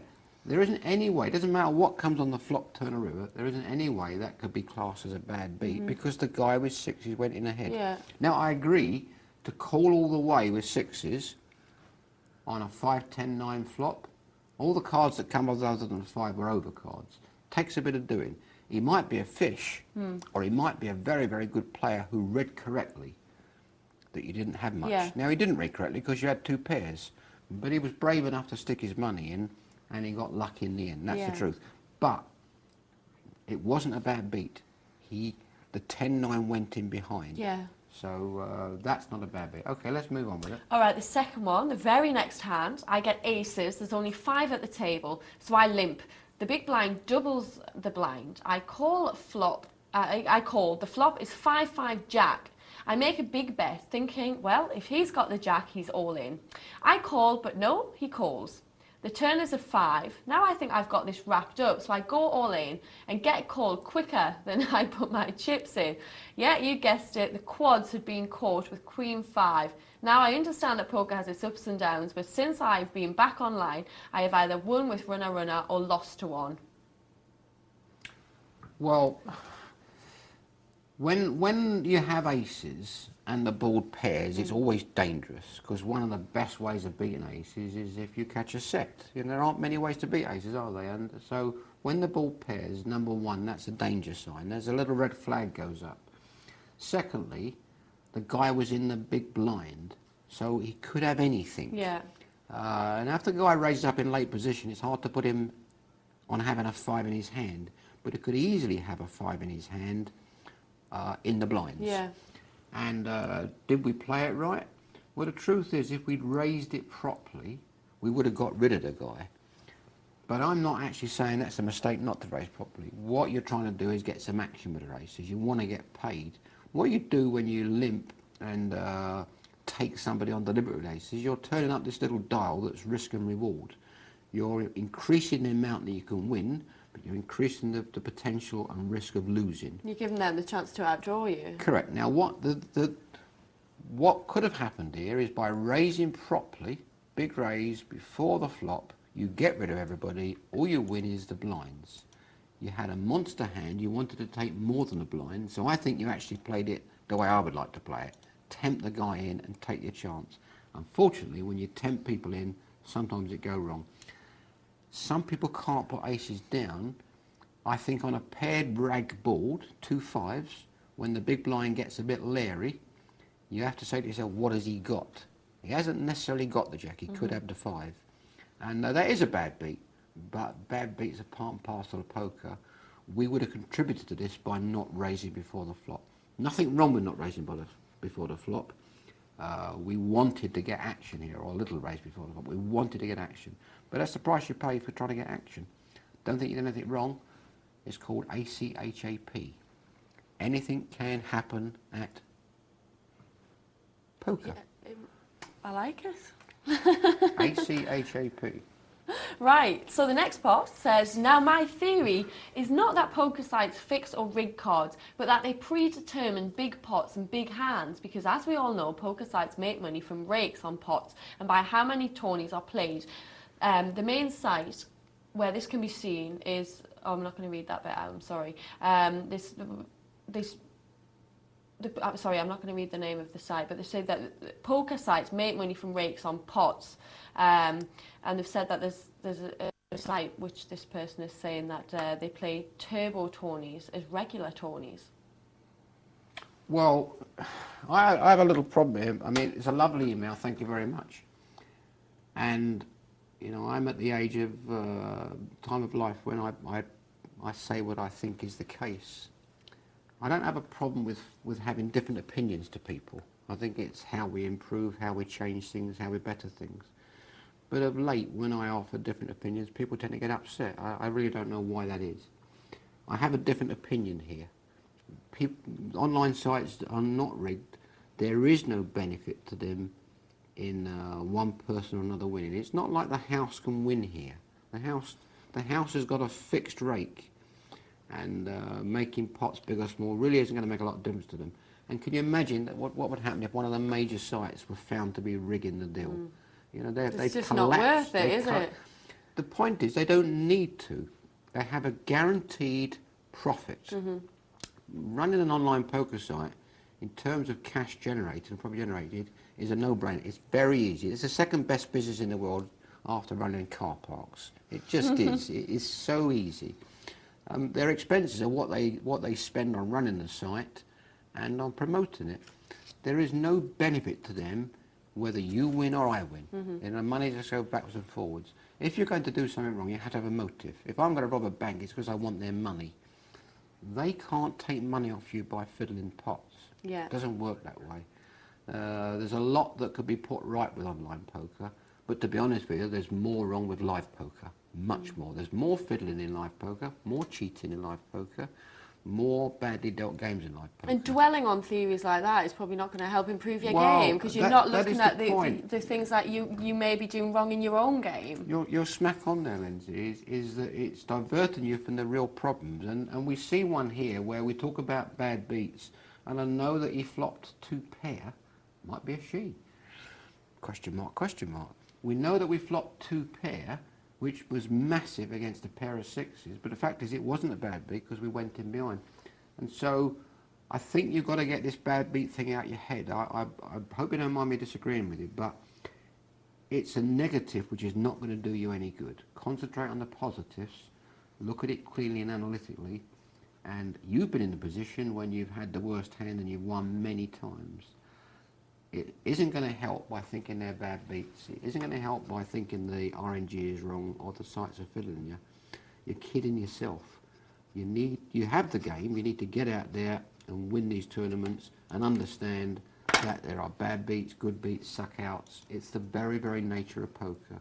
I wish you every luck in the future. Please stop thinking about the negatives because you have got game. That isn't the way it works. And at the end it says, please forgive me if this email is too long, but I've been waiting to send one since I lost my net. Well, I don't apologise for the long email, and we do appreciate all your emails. And I hope that's helped you out and that you can start to look at those other areas of your game and enjoy the game. Yeah, I do think looking for these sort of, not excuses, but these reasons for defeat must detract from your enjoyment. It just must. They don't exist. They're like ghosts. They do not exist. Trust me. It would be... You quite frightened me then. A ghost from Newcastle. They don't exist, and you're doing yourself damage. Get out there, take a fresh outlook at it. The game is clean online. It is clean as a whistle. Much cleaner than live poker, trust me. Concentrate on the majors. Remember when you outdraw other people, because it does happen. Carry on enjoying your poker. Good luck. But thank you for the email, and now you've sent one. We hope to hear from you a lot more in the future, so please do get in touch with us again. We hope we've helped you out there. If you'd like to text us, the number is 84222. Put the word poker at the start of your message, or email poker@pokernightlive.co.uk. Right, we're going to head to a cash game now, TK, and see how they're getting on at our cash tables. I do hope that young lady didn't take offence that I disagree, because not because every time I disagree lately, people get a bit excited. I'm sure. I'm sure they didn't. I think it's the easiest way to learn is to face up to these things. Besides, what's a bad beat in poker compared to life? Well, exactly. I mean, look at your accent. That's a bad beat. Look at Sunderland. That's a bad beat. I have to say, you must have had some pleasure at their expense this season. Just 10 points, just didn't move. It was wonderful. It was joyous. So John Boy Rebel's still doing very well, $363 now. Yeah, he's motored on even further. We joined him first time this evening, he had 250, then we went back, he had 300, now he's got 360. He clearly has game. He's got a nice hand here, up and down draw, against top pair, against bottom pair. They've all got some of this. And little trade secret here, a young chap has just brought in a mug of tea for us. Just the job. Just the job. A young chap called Joe.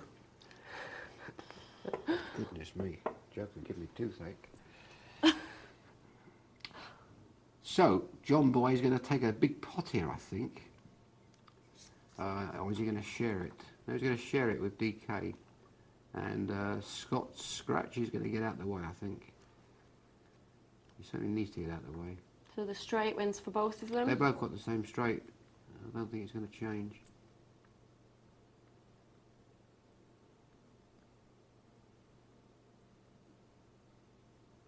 Effectively, this is a split either way. I don't think there's any card that can change this. Unless he thinks that well, John Boy's got the Queen high straight, maybe.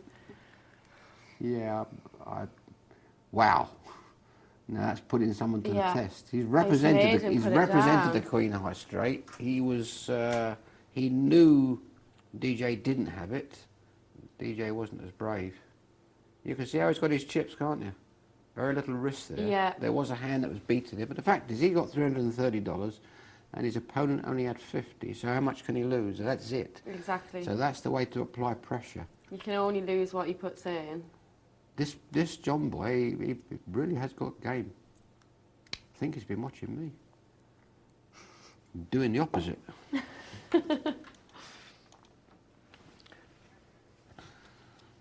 Well, it's been a lovely, lovely evening. We've got another 10 or 15 minutes left, I suppose. It's raced past. It's been great fun working with you. I really have enjoyed it. Oh, really? I mean it. Yeah, it's been great fun. Good stuff. I have to say, it's 20 to 2 in the morning. It doesn't feel like it, does And it? if I'm not mistaken, you are on Radio 5 Live doing the traffic reports. It's 6 in the morning. Are you in a different studio to the other people? No, the same. Do you not go on one of them helicopter things and do all that, the eye in the sky? No, it's all on computer. Other people do that and send it in to me, so... And do you get complaints about your accent? No. Although someone sent in a message the other day saying I'm loving the Scouse travel. When I sounded like a Scouser, I've got no idea. Well, look at this pot here.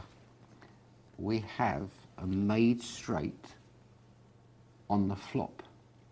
And Curehead, our friend, has rivered a set.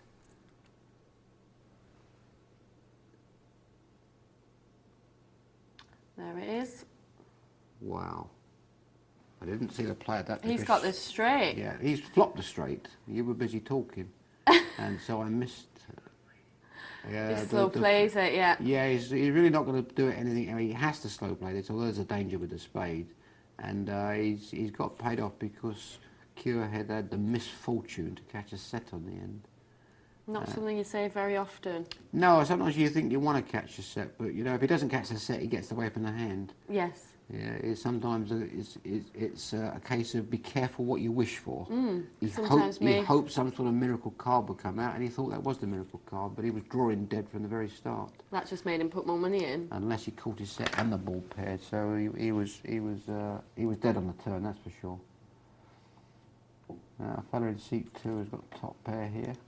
Very poor kicker. How do you handle? Oh, he's got 2 pairs now. How do you handle small aces when you're playing? I've started to lay them down a lot more now, unless I'm in late position, and then I'll try and put in a decent raise and just push everyone off it, because I've been caught quite a few times with them, actually. There's so many hands that can beat you, even if you hit your ace. If you've got a poor kicker. I play a lot of live poker, and I play a lot of any poker, internet poker as well. People play small aces ever so strong, and I'm not being critical of them. I just don't understand how they do it. Yeah. I don't know where I am with them. If I catch me ace, you know, I'm all at sea, because if someone else has got any sort of ace, I'm dead. But people do play it very strong, and they do better than me at poker. Yeah. So I think, especially when you're a new player like me, hand on here. Ace-9 against Ace-King, and we know that John Boy is not going to lay down easily. We also have a suited ace from Cannibal. I think John Boy will bully here. Ace-Queen suited against Ace-King. John Boy, I think, will bully. He would happily gamble all his stack against the button here. And the button is trapped. I would like to see John Boy play this slow. There he goes. Oh. In goes the ace-queen. He thinks he's winning. He genuinely thinks he's winning, the guy with ace-queen. And he's got to catch a queen here. He's got to catch a queen. Otherwise he is dead.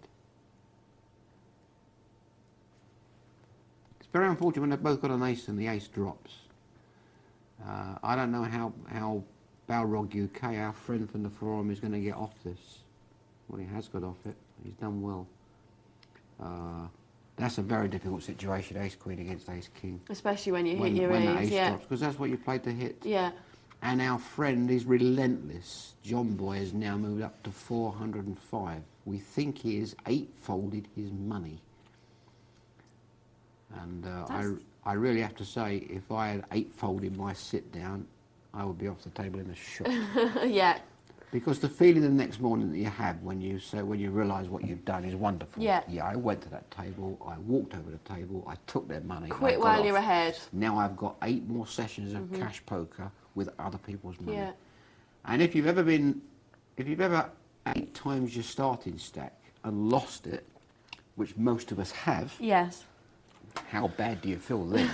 You know, it's just a horrible feeling. So if you do that well, I'm not saying this is the right advice, but me, I'd get up. It just goes to show how much money there's to be made on these little stakes. cash tables. It looks small stakes, 25 cents, 50 cents, but look at that. Yeah, Over $400, a lot of money to be made. That's a good point. 25 cents 50. He sat down with 50 bucks, which is like 30 quid. And we're presuming he sat down with the maximum. Yeah, and he's walked off with 250 pounds. Or he can walk off with it, if he chooses to get up. I hope he does. He's got a huge hand here as well. He's dominated by the ace-queen, but he has got the nut flush draw. Now, I don't think you can pass for that amount of money against Scott Scratch. And he's missed. But the play was correct. He had the nut flush draw. He had the guy dominated with money. It's so much easier to play the game when you have a dominating stack. You can push and push and push. I had the good fortune to be sponsored in one event at the World Series last year, and when you're playing the World Series in the different events, you know, there are like 40 or 50 events. The amount of chips you get equals the buy-in. So if it's a $1,000 comp, you get 1,000 chips. Right. If it's a 10,000, you get 10,000 chips. So I got put into a $1,500 comp, 1,500 chips, and I was playing for a sponsor, so I wanted to give them good value. Yes. But you know, 1,500 chips doesn't allow you to get very busy for very long. There's not much play with that. And the thing was, I caught a lot of cards early. Right. I kept catching 2 pairs. Yeah. Even when I wasn't at risk, when I was in the blinds. And the top and bottom of it is I very soon built up a big stack. I soon had 10,000 when the average was 2,000. Right. Now there were 90 tables. And the joy of sitting on each of those tables, because the tables moved through as the afternoon progressed. Yes. The joy of going to each of those tables with a stack that could bust anybody was wonderful. Yeah. And you know, these guys, it meant a great deal to them to do well. And when they moved, I could go over the top time after time, and they could not call me because I could bust them. You could bully them, yeah. And that's the value of having a deep stack. You don't have to be a good player to get one. I got one by getting lucky. But you've got to use it wisely when you've got it. You have to use it, and they used it. I used it pretty well that day. Funny enough, I got a very big stack last night online. I played a competition, a big competition as well. And the very first hand, I found queens. Right. Against sixes, against deuces, on a queen 6-2 flop. So we all caught a set. And I soon had 10 times average, but I played it pretty bad, so I threw them away. So if you get a big stack, use it.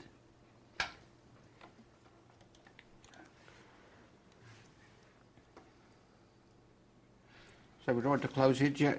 Jack's in the hole here for our friend Balrog. I hope he wins this. He was unlucky earlier on.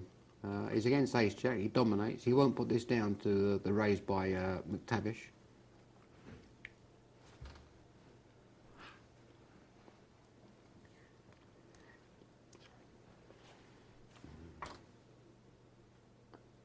Now, so McTavish puts it down. Go ahead, Queen Jack.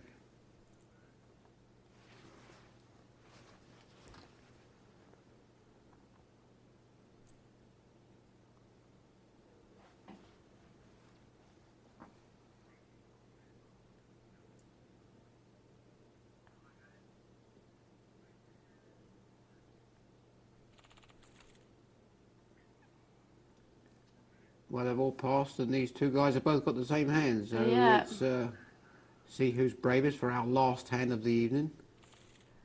And there we go. Q ahead takes it down. Well, I'm afraid we're going to have to leave that cash game there. Because it's coming to the end of the show. I've got a quick email from Ramchip, who played in the MTT tonight before we go. And Ramchip says, thanks for your comments on my play in winning the free roll tonight. I've passed on the wine and taken the cash. And he says, P.S. not Ram from the Hendon mob. I'm Ramchip from Derby. Well, I have to say, firstly, we did congratulate him throughout. He played the best. I come from Derby, so maybe I know him. But the Ram will come from the football team they have up there. Yeah, maybe, Notts County. Yeah. Derby County, sorry. But he did do very, very well. A good MTT tonight, and some good play. So thank you very much for watching. Thanks for all the emails and texts as well. I've had lots of good emails, haven't we? Been wonderful. Great evening. Thank you for everything. Be lucky. Thanks, TK. And thanks for watching. Thanks for all your contribution. And tune in tomorrow from 10.